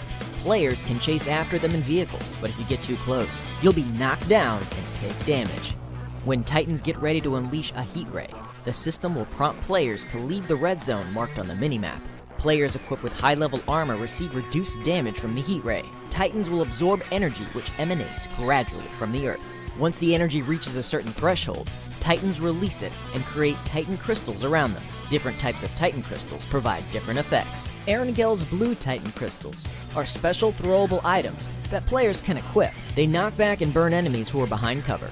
Sanhok's gold Titan crystals enhance players' abilities, making you run faster and jump higher. Livik's red Titan crystals give players the ability to detect enemies nearby for a brief period of time. These enhancement items give players an edge in battle. Use them and bring the chicken dinner home. With the help of Titan crystals, players have even more unique tactics to achieve victory. Godzilla and Kong roam Erangel and Sanhok respectively, and players may bump into them on Spawn Island. Players can preview the Titan's route on the minimap, along with Apex Cybernetics, and low, mid, and high-level monster settlements. Apex Cybernetics are scattered along the Titan's route, which contains many valuable supplies. However, players can only enter the facility after a Titan has destroyed the base. Players that arrive early will not be able to get into the highly fortified Apex camp. At the same time, defeating different monster settlements rewards good supplies. Monster settlements are mainly occupied by lizards and crabs. Players can use a diversion to divide and conquer. The monsters are big, so using a shotgun at close range can deal huge damage. Players must also be wary of the Titan's attacks. Although they're not hostile towards players, they get irritated when there's too many players around. The Titan on Livik has unique electromagnetic abilities that affect the blue zone and cause it to shift every once in a while. Now, players must pay constant attention to the new play zones and transfer immediately when they begin to shrink, as to ensure they're not swallowed by the blue zone. Furthermore, Mechagodzilla periodically scans an area of the safe zone and marks the locations of everyone in the area on the minimap. This urges players to transfer or engage their enemies. Players must be extra careful. The Titan Strikes game mode is based on Battle Royale. Players must strive to be the last one standing amidst battling other players and Titans. With the addition of Titans, players are ready to witness their majesty and get their hands on the mysterious Titan crystals. Enjoy the all-new Titan Strikes and experience the earth-shattering might of the Titans.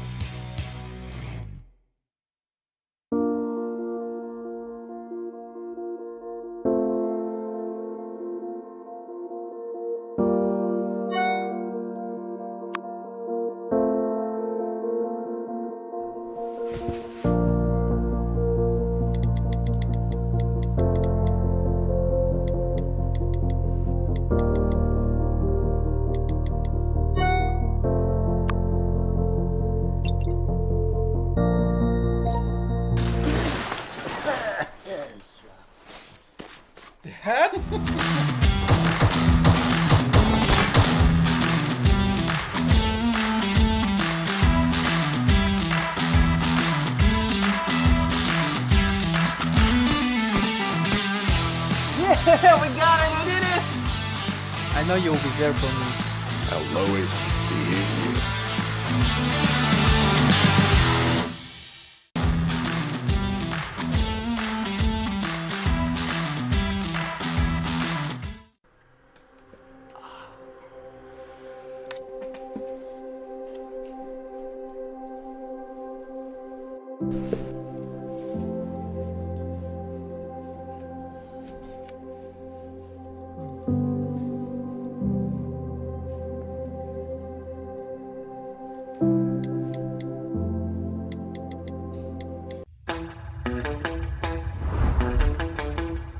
Are you keeping it real? I'm calling shotgun, wanna see my baby run. Oh, what's the word on the sea? Kicking up the dust, if you know what I mean. We got a good thing going. We got a good thing going on.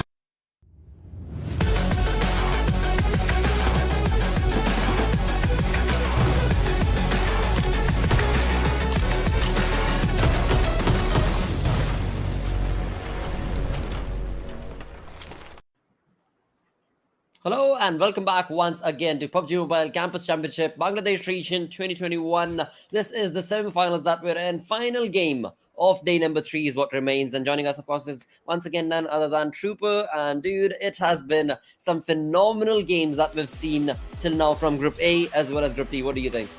Yep, amazing start, and the three games have been amazing so far. But this is the last and final game, and the last 2 days we have seen completely different last Erangel shape up. And like on the first day, I remember when A and B went ahead against each other. They had a pretty silent Erangel game in the last one. For the 15 minutes, there was absolutely no fights that occurred. But on the other hand, yesterday we saw at the 8 or 9 minute marks the fight started to shape up, and it continued till the last second of the game. So let's see how the things are going to change for A and B here, and in this last game. For the first 10 minutes, I am hoping there's going to be not a lot of action, but after that it's going to be unlimited action.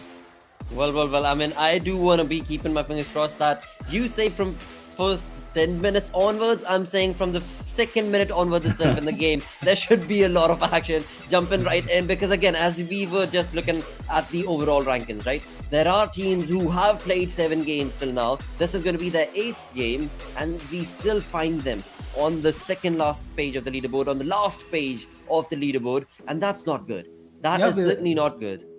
These are underdog teams. They get this opportunity to come up and express themselves, and pretty honestly, these teams have not utilized this opportunity as good as they could have. And all the underdogs who are listening out there, whenever you get this kind of an opportunity to go out there and play at this stage among the best teams of your region, you need to make sure that you maximize the opportunities. Like with 5.5 games remaining now, they should not become the part of the trend that is happening inside the lobby, and should not go for avoiding the fights in the early half of the game, because 4 points are really crucial. If you even end up going into the 6th circle and end up look at 1952, they were eliminated in the last minute and they just got 2 placement points. So rather than that, I'm not criticizing 1952 at all over here. If any team is not able to get 6 kills like 1952, what is the point of taking 4 players in the final circles and losing out with just 1 or 2 placement points? And that is happening regularly to 8 or 9 teams in every single game. So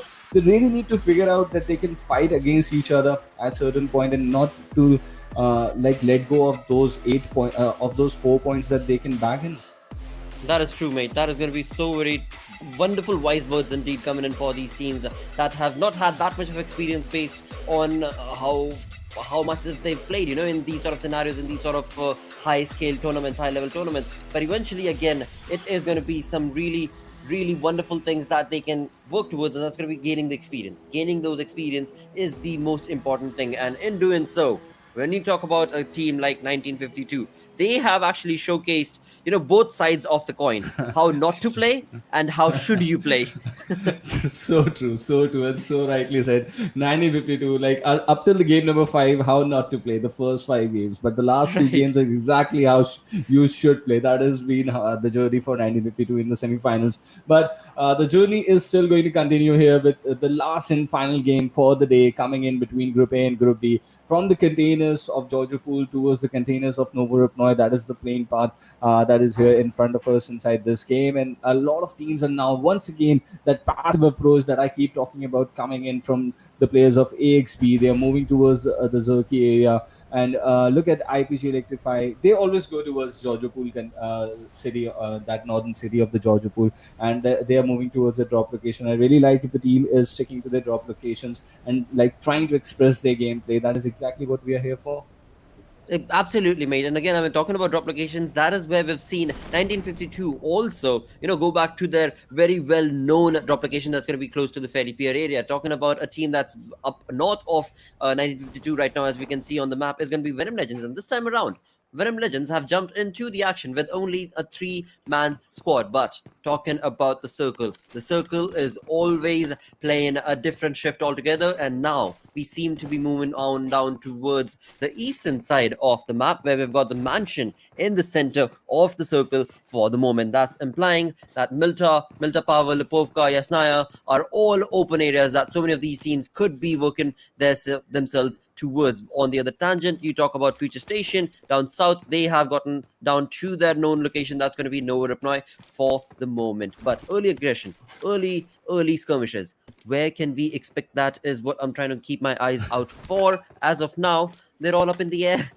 It looks like Georgiapur City for me. That is where we can find some early action, or Rozok School area. There are a lot of teams in that vicinity as well. So we'll find out pretty soon where the kill feed is going to start taking from.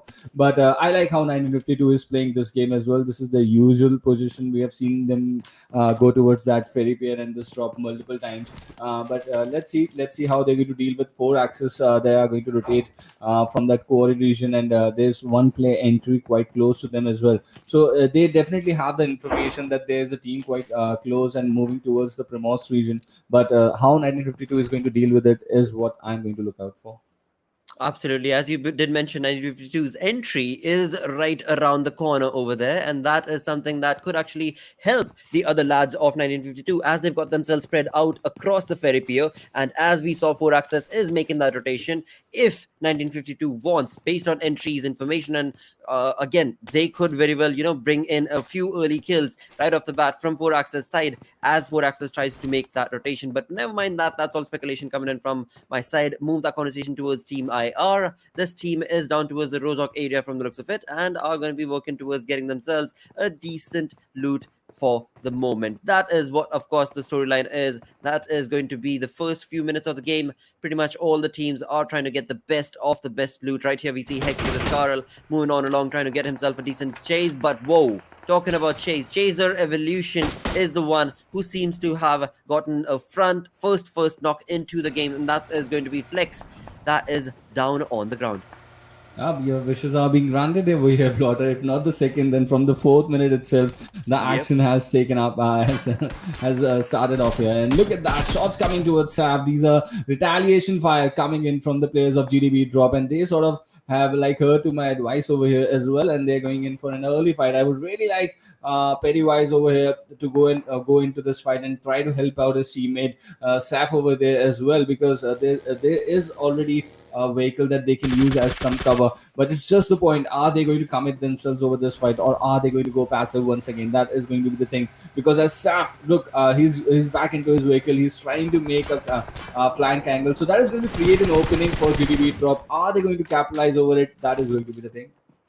Wow, again, I mean, you have to, give credits to this team of Chaser Revolution. In the first 4 minutes itself, they seem to have gotten a really decent looking loot for themselves. They have gotten into some fights as well, and now they are trying to convert those into kills. And that is, of course, going to be points to their name if they're able to, of course, convert the kills. And this is just phenomenal turn of events. Now, this is finally where, as you were mentioning, Trooper, the team of GT have jumped in along to be able to help the player. That's going to be Flex. But sadly, no utility being utilized over there. He was just wanting to save his player. But Chaser Revolution is well equipped and well prepped. Not only Flex, but from the looks of it, Imon is going to be going down as well, leaving Pennywise and Lucy none the wiser, sadly.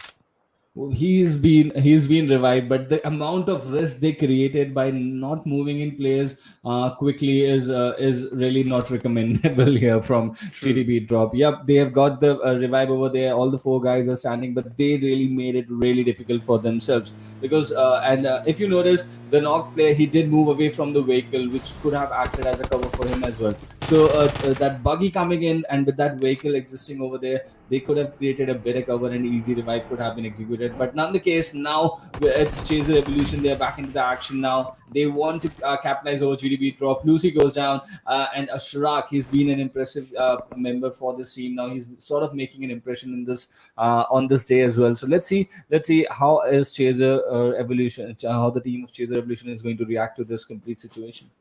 Well. Talk about advertising. This is where McLaren's showroom right here is bringing in a lot of aggressive stance. I mean, GT player Lucy thought that he might be able to, stay away from the fight. But once again, I mean, he has been pushed on along from the side of Chaser Revolution, and he has been sent back into the lobby. 1 kill has been confirmed. 1 point has been confirmed for Chaser Evolution. On the other side, talking about GT, they are, well, close to the area. They have not really moved on away, and it is going to be Pennywise now, who was just overextending himself, peeking from that area. And it seems like Chasers are going to be chasing that team down, as well as we've got this beautiful looking McLaren right next to this entire fight. Oh, the push is on here after that knock. This is happening inside the semi-finals of the Campus Championship Bangladesh 2021. Let's see how Chaser of Pollution are going to execute this push. Now the revive has been executed. Back to 3 players, but the Uzi going through the windows, getting that knock, and the Uzi giving significant damage, but he's down again. Let's see. Chaser thus it moves in and does the trick for his team. So Ashrak will get the revive, and that is the elimination for GTxBeatDrop in the early half of the game, just outside the Gatka region. Boy, oh boy, what a wonderful start it is, most certainly. I mean, all the action was right around this area, and doing so have resulted in them walking away with 4 kills, 4 points. That is a beautiful turn of events. But alongside that, as we were mentioning, I mean, this McLaren store, I mean, what a perfect placement, right? What a perfect placement indeed to get us started off into day number 3's final game. The semi-final game of this campus championship Bangladesh region is looking phenomenal, and it is all thanks to this gorgeous looking car. And sadly, though, the irony in this entire quest is GT is another car, right? GT is the team that was right now sent back into the lobby. GT thought that being in the showroom of McLaren is going to help them, but no, said the gods of PUBG. Yep, no, it's the god of PUBG, and I'm like how I look at the McLaren right now is it's going to be a brilliant cover to use inside the game because it's very low. It's a very low ride, so not a lot of bullets. It's going to be easy to pass through from below the vehicle as well. So that is how I have started looking at vehicles now, and I really need to reconsider how I'm going to choose mine when it comes to the case, but. Look at the zone as at this point from Kameshki to Minta Pawa. Even the Novo Bridge is inside the zone right now. But look at that cluster that is building up near 1952 towards the southwest side. Entry and quite closest 4 access. This is the same situation that is developing from the Primoz region as well. So let's see how 1952 is going to deal with this as the new zone has shifted to a bit towards the northern side at in the second zone. Exactly. As we saw that rotation coming in from the teams, there was Team IR on the northern side of the map that was trying to make a rotation, but have sadly lost 2 of their players in doing so. They were able to get away, but 2 players is what they are able to get away with. With that, I mean, just 10 minutes in, there are 57 players alive, 15 teams in the lobby. What a wonderful turn of events, along with which, of course, we just saw our first airdrop has been dropped as well. Yeah, the first airdrop is here. Let's see if someone is going to utilize the guns over there as well. But what is AXB doing? The players are outside the zone, taking some damage. 2 of them moving ahead towards, and we can see the highs of the Stalberg mountains over here. So they are moving in, coming from the from the northern half of the zone here. And more teams like converging close to each other. And let me just quickly remind you, this is just the 10th minute of the game, and we have already witnessed 1 team getting eliminated. Other teams are like finding each other quite close. Let's see how they're going to deal with this situation. This is VSeSports. It's not been a very good outing for them as well on this day. They would really like to change the course of the day with this fight over here.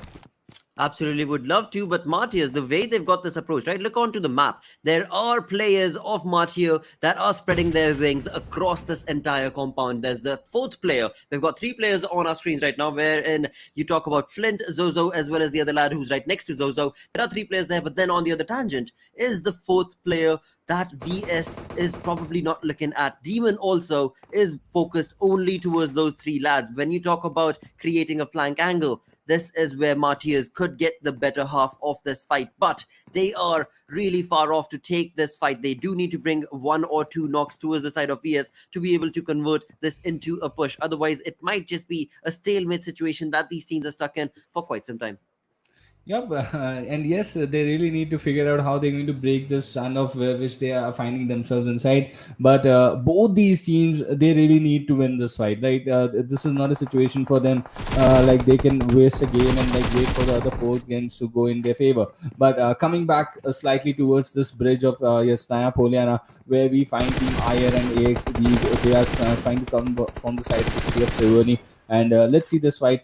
Cube here with an M416. He's trying to make an impression, but that is a brilliant cover coming in from AXB's teammate. And Leo finally gets hold of Cube with that M416. But now the pressure is going to be applied on Nex. And let's see what is he going to do. And that nade, he's trying to confirm the kill. And eventually he's going to do that. So 1 point he's made sure that he's got here. But now the push is on. And with that AKM, let's see how long can he survive over here. Well, GG's indeed. He's only got bandages to help him. He will not be able to solve his situation, and that is resulting in Team IR being sent back into the lobby. As we did mention earlier, as the Team IR made that rotation, they did lose two of their players thanks to ABC's approach towards faltering down the rotation from Team IR. But bring that conversation back to the lines of VS. Now we've got 1952. We've got MARTYRS 1952, both trying to gun down VSeSports. VSeSports certainly are very close to the zone, 50 seconds. But as those 50 seconds bring themselves down, VS is going to have to walk out of this scenario as well. And on the other tangent, the other teams, like for example 1952 as well as MARTYRS, are going to be pretty much ready for this rotation from VS. Yeah, and if we talk about MARTYRS, right, the way they started this game, Blotter, you remember they made a jump towards the western side of the city of Severny. So they were trying to make an early jump, get some early loot, and now they are trying to enter from the northern side. So it clearly gives us an idea how the IGL is thinking. Is trying to move towards the vacant spaces that could possibly be there due to the flame path. So even after putting such a hard effort to avoid fights for MARTYRS, they are finding themselves into early fight because we want early fights, right? But the IGL is clearly trying to get into his team into the final circle. But eventually, look at that, Flint is going down here. So this is not a good sign for the players of MARTYRS 1971. Well, indeed, that is correct. But talk about being caught off guard. I mean, Venom Legends, a 3-man squad right here, still trying to bring in third-party situations with not only one team, two teams. They've got 3 individual teams that they are trying to gun down right now, which is phenomenal turn of events. We've got NRZ right here or in front of our screens. We've got Brothers, I believe it was, on the flank angle side. And there is one more team that is going to be closing in towards the side of Venom Legends. And only thing helping them is this small little crevice that they have gotten themselves in. But the team Venom Legends in that exact same situation, and they will sent back into the lobby. Let's see how this one is going to turn out. But move that conversation towards FutureStation. They did take a wonderful fight right now, but have lost so many of their players are down, are being knocked. But eventually, they will get the better half of this fight as MARTYRS 1970. Again, 1971, MARTYRS, they, as you were mentioning, did try to make that rotation, but they walked right into the crosshairs of FutureStation. Yep, and exactly what I was talking about. They were trying to avoid the fight, they couldn't. So I think they need to retry once again when they come back for the last 4 games. But 4 important points for FutureStation. They were on top of the charts before the starting of this game. Just on the 15th-minute mark of this game, they are going to enjoy these 4 points in their overall tally as well. But coming this towards the mansion side, we find SuperNovas up ahead, the team of bad intentions, a team that is looking to make a significant comeback on this day. They have had a pretty decent start on this day. Let's see how they are going to convert this fight, because this is a pretty crucial part of the map right now as this Eastern Circle. You might never know if Mansion can be the hot drop for the last and final circles also. It most certainly could be. You're absolutely correct, mate. But in that, we do have these 2 teams that are trying to battle it out, and pretty close to the mansion is where we've got the circle coming in as well. Talk about the way BIT are right now approaching the situation is looking pretty phenomenal. Puma is the only one who's left in this building. He did have a nade. Yep, it was perfectly cooked. Winter goes down. It is looking phenomenal for the side of Supernova. Puma is the one who is in control of so much of this fight. He is going to be taking down players. He's got Alpha joining into the fight, and boy, oh boy, that was disastrous, Puma, because your own nade has now resulted in your teammate, your squad mate, trying to help you out, but you were like, no, this is my fight, dude, get away. That is amazing. Puma, like he planted the nade over there and Alpha walking right into it. But now, this is an opening for bad intentions. That is exactly what they wanted. But Fahim still goes down to the Scarrel there. Copper, he needs to move in there and finish the job for his teammate. And that's exactly what he's trying to do. The 3x at this close range is not going to work. But still the fight is on. Puma on that magic HP now. He's putting on the first hit. Let's see what sort of impact is he going to make. But, oh, no, the Copper has hurt himself with a molly. What messical is happening here in this fight inside Mansion, and the nerves are coming in into the notice here. And what is happening? What are these two teams doing to themselves? Wow, I'm loving it. The way this entire fight has turned out to be is comical, hilarious, yet awesome at the same point of time, because it was Puma who started it all, and he is the one who is still looking pretty strong on the other side. Talk about bad intentions. Well, GG turn of events indeed for them, as the push did not work in their favor, but eventually they thankfully still do have all 4 members alive. Sadly, cannot say the same case for Supernova, as they are going to be trying to get away from this situation. Itachi is the one who is going to be taken, or rather sticking to the same building as Puma tries to go on for a flank and try and draw attention towards the side of BIT. Now Winter is going to be sticking and hoping to nade this player from that small little compound. Oh, he did really get some damage on him, but he does not have that information. Otherwise, he would have followed it with another nade. But it's a pretty interesting thing how Puma has successfully forced bad intentions to go back. But what is this happening? 1952 eliminated in the 13th place. That is VSeSports in the kill feed there. Look at that. Sharp going down to that nade of Tanveer. He was the last and final kill, and they have been eliminated from the game. But coming back to on our screens, what we have here, 1952, they could not make a significant impact in this game, but now we are back here. SuperNovas once again up against Bad Intention, and this fight is not taking the name of getting over here. But as we noticed, the team of Venom Legends is also just around the corner. They are finding themselves in the squad house, so might be they are also going to play a role in this fight pretty soon. That's exactly what I was noticing as well, Trooper, because we do have Venom Legends who are very, very close to this compound, and they could probably actually try and decide to, jump in along and be like, hey, yo, lads, this is how you take a fight. And that's what we are looking at, where Venom Legends, only a 3-man squad. You have Frypan, who has been knocked, but eventually, of course, he will be able to give a revive. He will be able to get a revive. But talking about BIT, Bad Intentions, boy, oh boy, this team, I mean, they had been trying their level best to be able to bring down the ladder of Supernova, but eventually it is them who seem to be at the receiving end from this fight. Yep. And Venom Legends now making sure that they can get some points. But what I'm noticing here, that Venom Legends is playing without Rafat here. He's not there. Only Frypan, Nightwing, and Steel Shot showing up. And I hope everything is okay. And it's just a mistake that he's missed out on this game. But let's see how the things are going to change here, and how these 3 lads are going to get and make an impact over this game. That is something we're going to keep a close eye on. Now, Bad Intentions is looking like a 3-man squad. 2 players remaining from Supernova still in this vicinity, but the complete Mansion is now out of the zone. All these 3 teams now need to make a rotation and get inside a little southern side where the zone has shifted. And look at that, inside that map, there's another rotation coming in from that team. We'll find out pretty soon which that team is, and it's already going to be crowded. So it's going to be a tricky situation. When are they going to decide to disengage and move ahead? And in between that, Steel Shot gets to knock down Copper. So not a good sign for Bad Intentions over here. Now just 2 players standing. This is an opening that is exactly what Supernovas were expecting to do. Let's see if they can capitalize over this now. Absolutely. Bad Intention and Venom is the one who are taking the fight, and it is going to be Supernova who take a really, really awesome turn of events, where this team was stuck in that situation for the longest time, but thanks to Venom Legends approaching this situation, have resulted in that team just rushing away out of that situation. But look at Venom Legends. I mean, they are not wanting to allow the team to get out of their crosshairs. They knew that there were teams in that compound, and now that they've actually taken that fight, they want to be able to convert it into kills. Talking about yes. Really sorry to cut you off. Not only thanks to Venom Legends, also to the Molly of Stalker as well. That is also has to be thanked over here. Boy, oh boy. I mean, again, this is just perfect game. You talk about the final game of the day. This is how final games are supposed to be. We're 20 minutes in, 10 teams remaining, but all the side that you look, it is just chaos, mayhem in this lobby.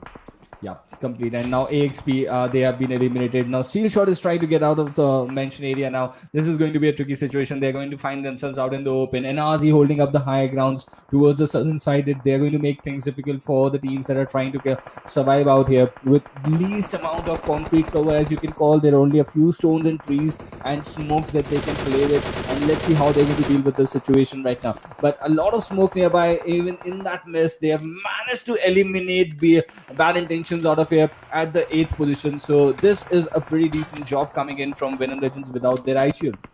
Absolutely. I mean, a three-man squad. We were looking at this team almost 6 to 7 minutes ago, where they were in that trench, in that small little crevice, where they were taking on fights, two individual teams. We saw them, try and dish out damage towards. They moved away from that situation, moved over towards the other compound, where it was bad intentions, and of course, they took them down as well. And now they jump into the top 7 teams, where we do have ABC, where we do have FutureStation, where we still have NRZ, 4Access, and this is just all-out war in this final few moments of the game, as the circle is going to be jumping along and pushing these teams. There's 25 minutes remaining. ABC looking pretty decent with 5 defeats to themselves. XBrothers are going to be eliminated on the 7th with 0 kills for now, but 4Access, this team is looking comfortable as they've got the house working in their favor. The compound is working in their favor. They've got 4 kills. They've got 4 players alive. And that is, again, really, really crucial to have all of your members alive. But thankfully, this team that is going to be FutureStation. I mean, again,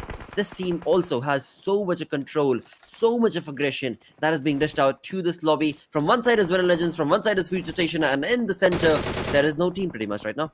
Yep, this is looking a complete, refined and improved version of FutureStation, like we have seen in the past in the recent past. But the way they have performed today, like Kapshi's brilliance in the Sanhok in the final circle, how they are playing as a team in the split situation here in the final circle is also pretty impressive. And it's going to be pretty difficult for any team to take down FutureStation if they are playing this good. But we'll find out pretty soon who is going to bag the chicken dinner and the important 15 points out of this game.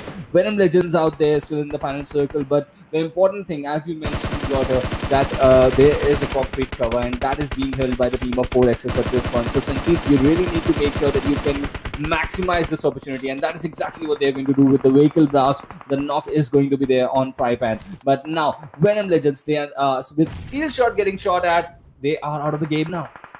They certainly have been sent back into the lobby. We've got 4 teams remaining. 4Access still right here in the compound, looking pretty comfortable with the 5 kills that they've got. NRZ on the other tangent with 7 points to that team. FutureStation right behind them with 6 points, but only 3 players alive for FutureStation. Talking about the circle, pretty much all the teams seem to be at the edge of the circle, so they are going to be trying to gun down whatever team is in front. We have ABC and NRZ taking a fight where it is Raka who has got the DP working in his favor. Where are the other lads, you ask for this teammate? Well, I don't really see where the teammates are actually. I think on the other side of the smoke, most probably, but let's see when they are going to find that out. But the important thing is the zone going to favor NRZ at this point? Because look at that, all the 4 players are out there. They are just surviving by the smokes and a little bit of cover that they have created. And if the zone goes, if the zone shifts away from them, it's going to be a pretty huge vacant space that they need to traverse to go and move towards the players of FutureStation. And that is exactly what has happened against them. The compound of 4Access is still inside the zone. Let's see if they are going to pose some problems from the team coming in from the eastern side, that is FutureStation. And from the south, NRZ is trying to make an impact, and it's going to be a difficult run for them. With ABC holding the flank with this tree, they are not going to make things easy for NRZ. Well, again, you do know PUBG Mobile, it is always going to be based on the circle itself. They've got 20 seconds. That's going to be ABC as well as NRZ to get themselves in the comfort of the circle, but that is not looking good as the circle certainly has shifted away from them. It is that much more closer to the side of FutureStation, and from the looks of it also 4Access. It is ABC who will probably not be able to see the night of the day, as it is Sadiz OP who is going to be just gunning for them right now. Yep, they're just making things easy for FutureStation and 4Access out there. And NRZ now eventually getting hold of ABCxNBSQ eliminated out of the game. But Sajid, it was going to be a difficult run for him. He's being gunned down there from the players of FutureStation from the far side. Now FutureStation making the run for the compound where 4Access has been holding up. The utilities are being utilized by 4Access, but they have allowed FutureStation to close in. Just one last player Tutul remaining out there. And Evileye falling down to the nade at this point. This is exactly the opening which 4Access needed. But look at that. Within seconds, they have got hold of the entire squad of FutureStation. Just 3 players were there remaining in the final circle, but 4Access making sure they utilize the nades and the utilities brilliantly, and they got hold and the chicken dinner in this game. Beautiful play it was, of course. We were looking at Team Ford Axis as they held down that concrete fort for quite some time, and in doing so have resulted in getting themselves a chicken dinner. That is what has worked in this team's favor. That resulted in them moving on along with 9 kills to the 8th overall standing, which is beautiful to be able to see. Now again, when it comes to Ford Axis, yesterday also this team was looking pretty comfortable in terms of the domination, and today also once again they are looking pretty comfortable with the gameplay and the points and the overall standing working in their favor. Yep, but GSM would really feel that they missed out on this opportunity. FutureStation, they got close to the compound, but honestly, that nade was precise, and they got 2 players with it, and the last player went down to that info once it got rhythmic, I believe. So 4x's did manage to get this chicken dinner, but the confidence that FutureStation has generated for themselves from the semi-final stage is immense, and this is exactly what this team needed at this point. And Kapshi getting the MVP of this game, and he's been the MVP for the day.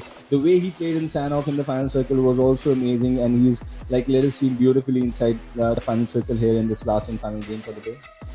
Absolutely, with 800 damage dished out from this lad, 1 assist and 4 kills to him. Beautiful turnover wins for FutureStation, no two ways about it. At the end of day number 3, this team is probably going to be converting those points into, a 3-digit number for sure, and move on along. When it comes to their gameplay, it is certainly far apart from the entirety of the lobby, because every single time we see this team in the top 3, and that is a win.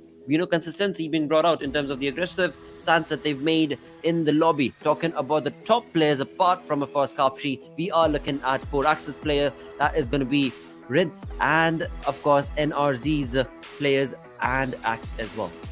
Yeah, definitely. And NRZ, they were looking favorites up till the point the zone backstabbed on them. But it was a good game from Sajid overall. And honestly, I think 4x's had the opportunity, they had the advantage, and they made sure that they maximize it. And it was a really decent game. But look at that, 3 teams getting 20 plus points. FutureStation even missing out on that chicken dinner, just lost 4 points in the overall. So this is a pretty decent outing for both NRZ and FutureStation as well.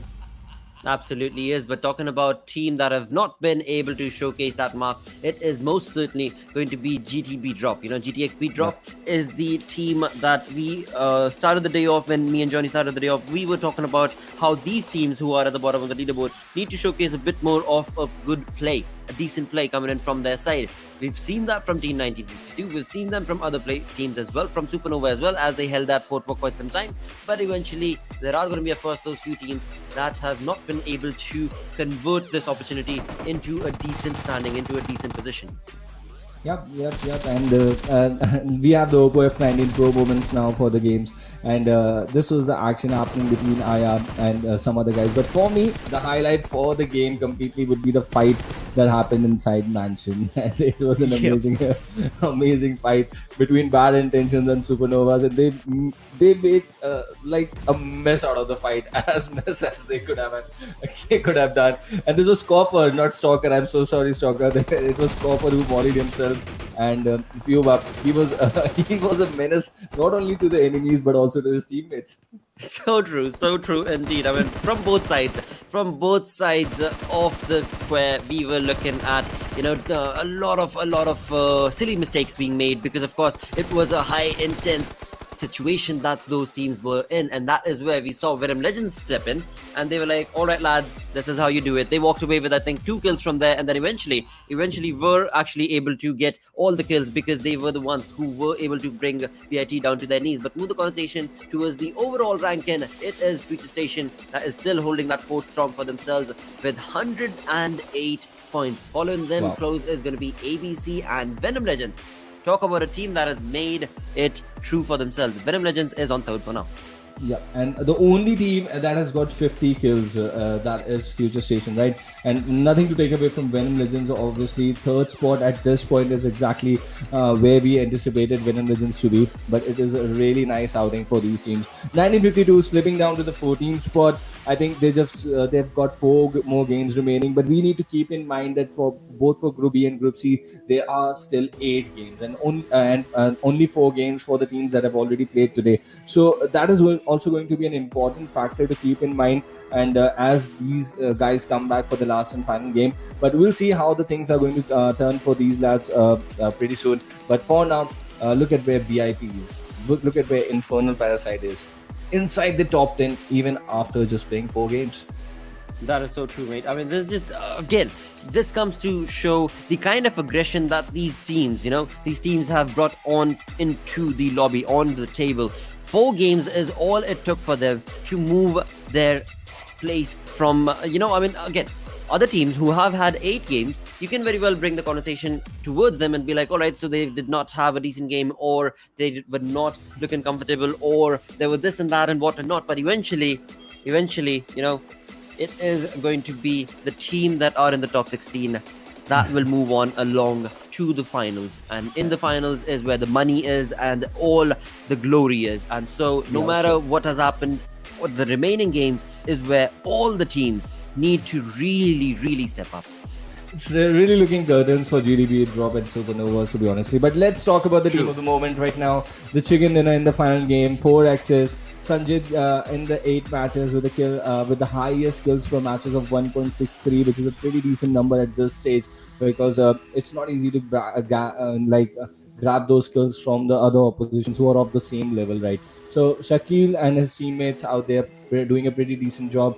Coming to the kill leaders of the tournament, 37 kills for Sourflex Crypto right now. So that is an amazing number, and let's see how they are going to proceed. Well, indeed, that is so very true. But this is a stat that I am scratching my head for. But let's not talk about that. Exactly, right? Because yes, it is Campus Championship, but what we were looking at was a completely different region players right there. But eventually, again, never mind that conversation. As Trooper did mention, when it comes to this game, this was obnoxious. It was absolutely obnoxious. Yeah. Yes, there were a lot of kills that were taking place. Yes, there were a lot of opportunities that teams were not able to utilize good for themselves. But overall, the entirety of the saga is you're walking away with experience. That is what I've got to say, right? You take that experience home and work on it and get better at it, because right now I won't really talk about, the top tier teams or the teams that are looking really good in the first or the second page. I want to just overall talk about the teams that are just not able to, utilize these opportunities.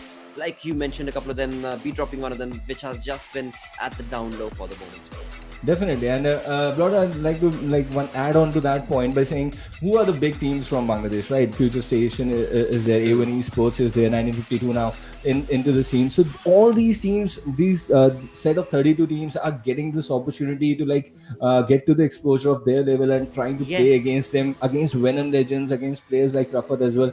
So this is a perfect set of mixture that is required at any level for the new talent to come up. And I was really expecting a lot from teams like Bad Intentions, but let's see what sort of impact they can do as we proceed further.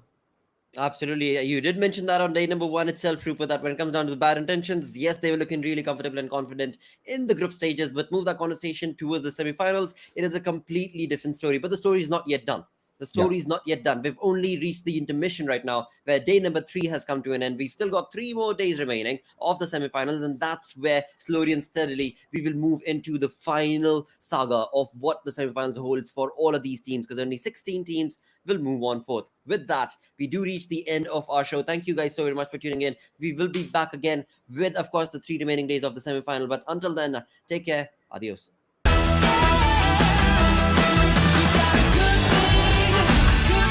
Going on.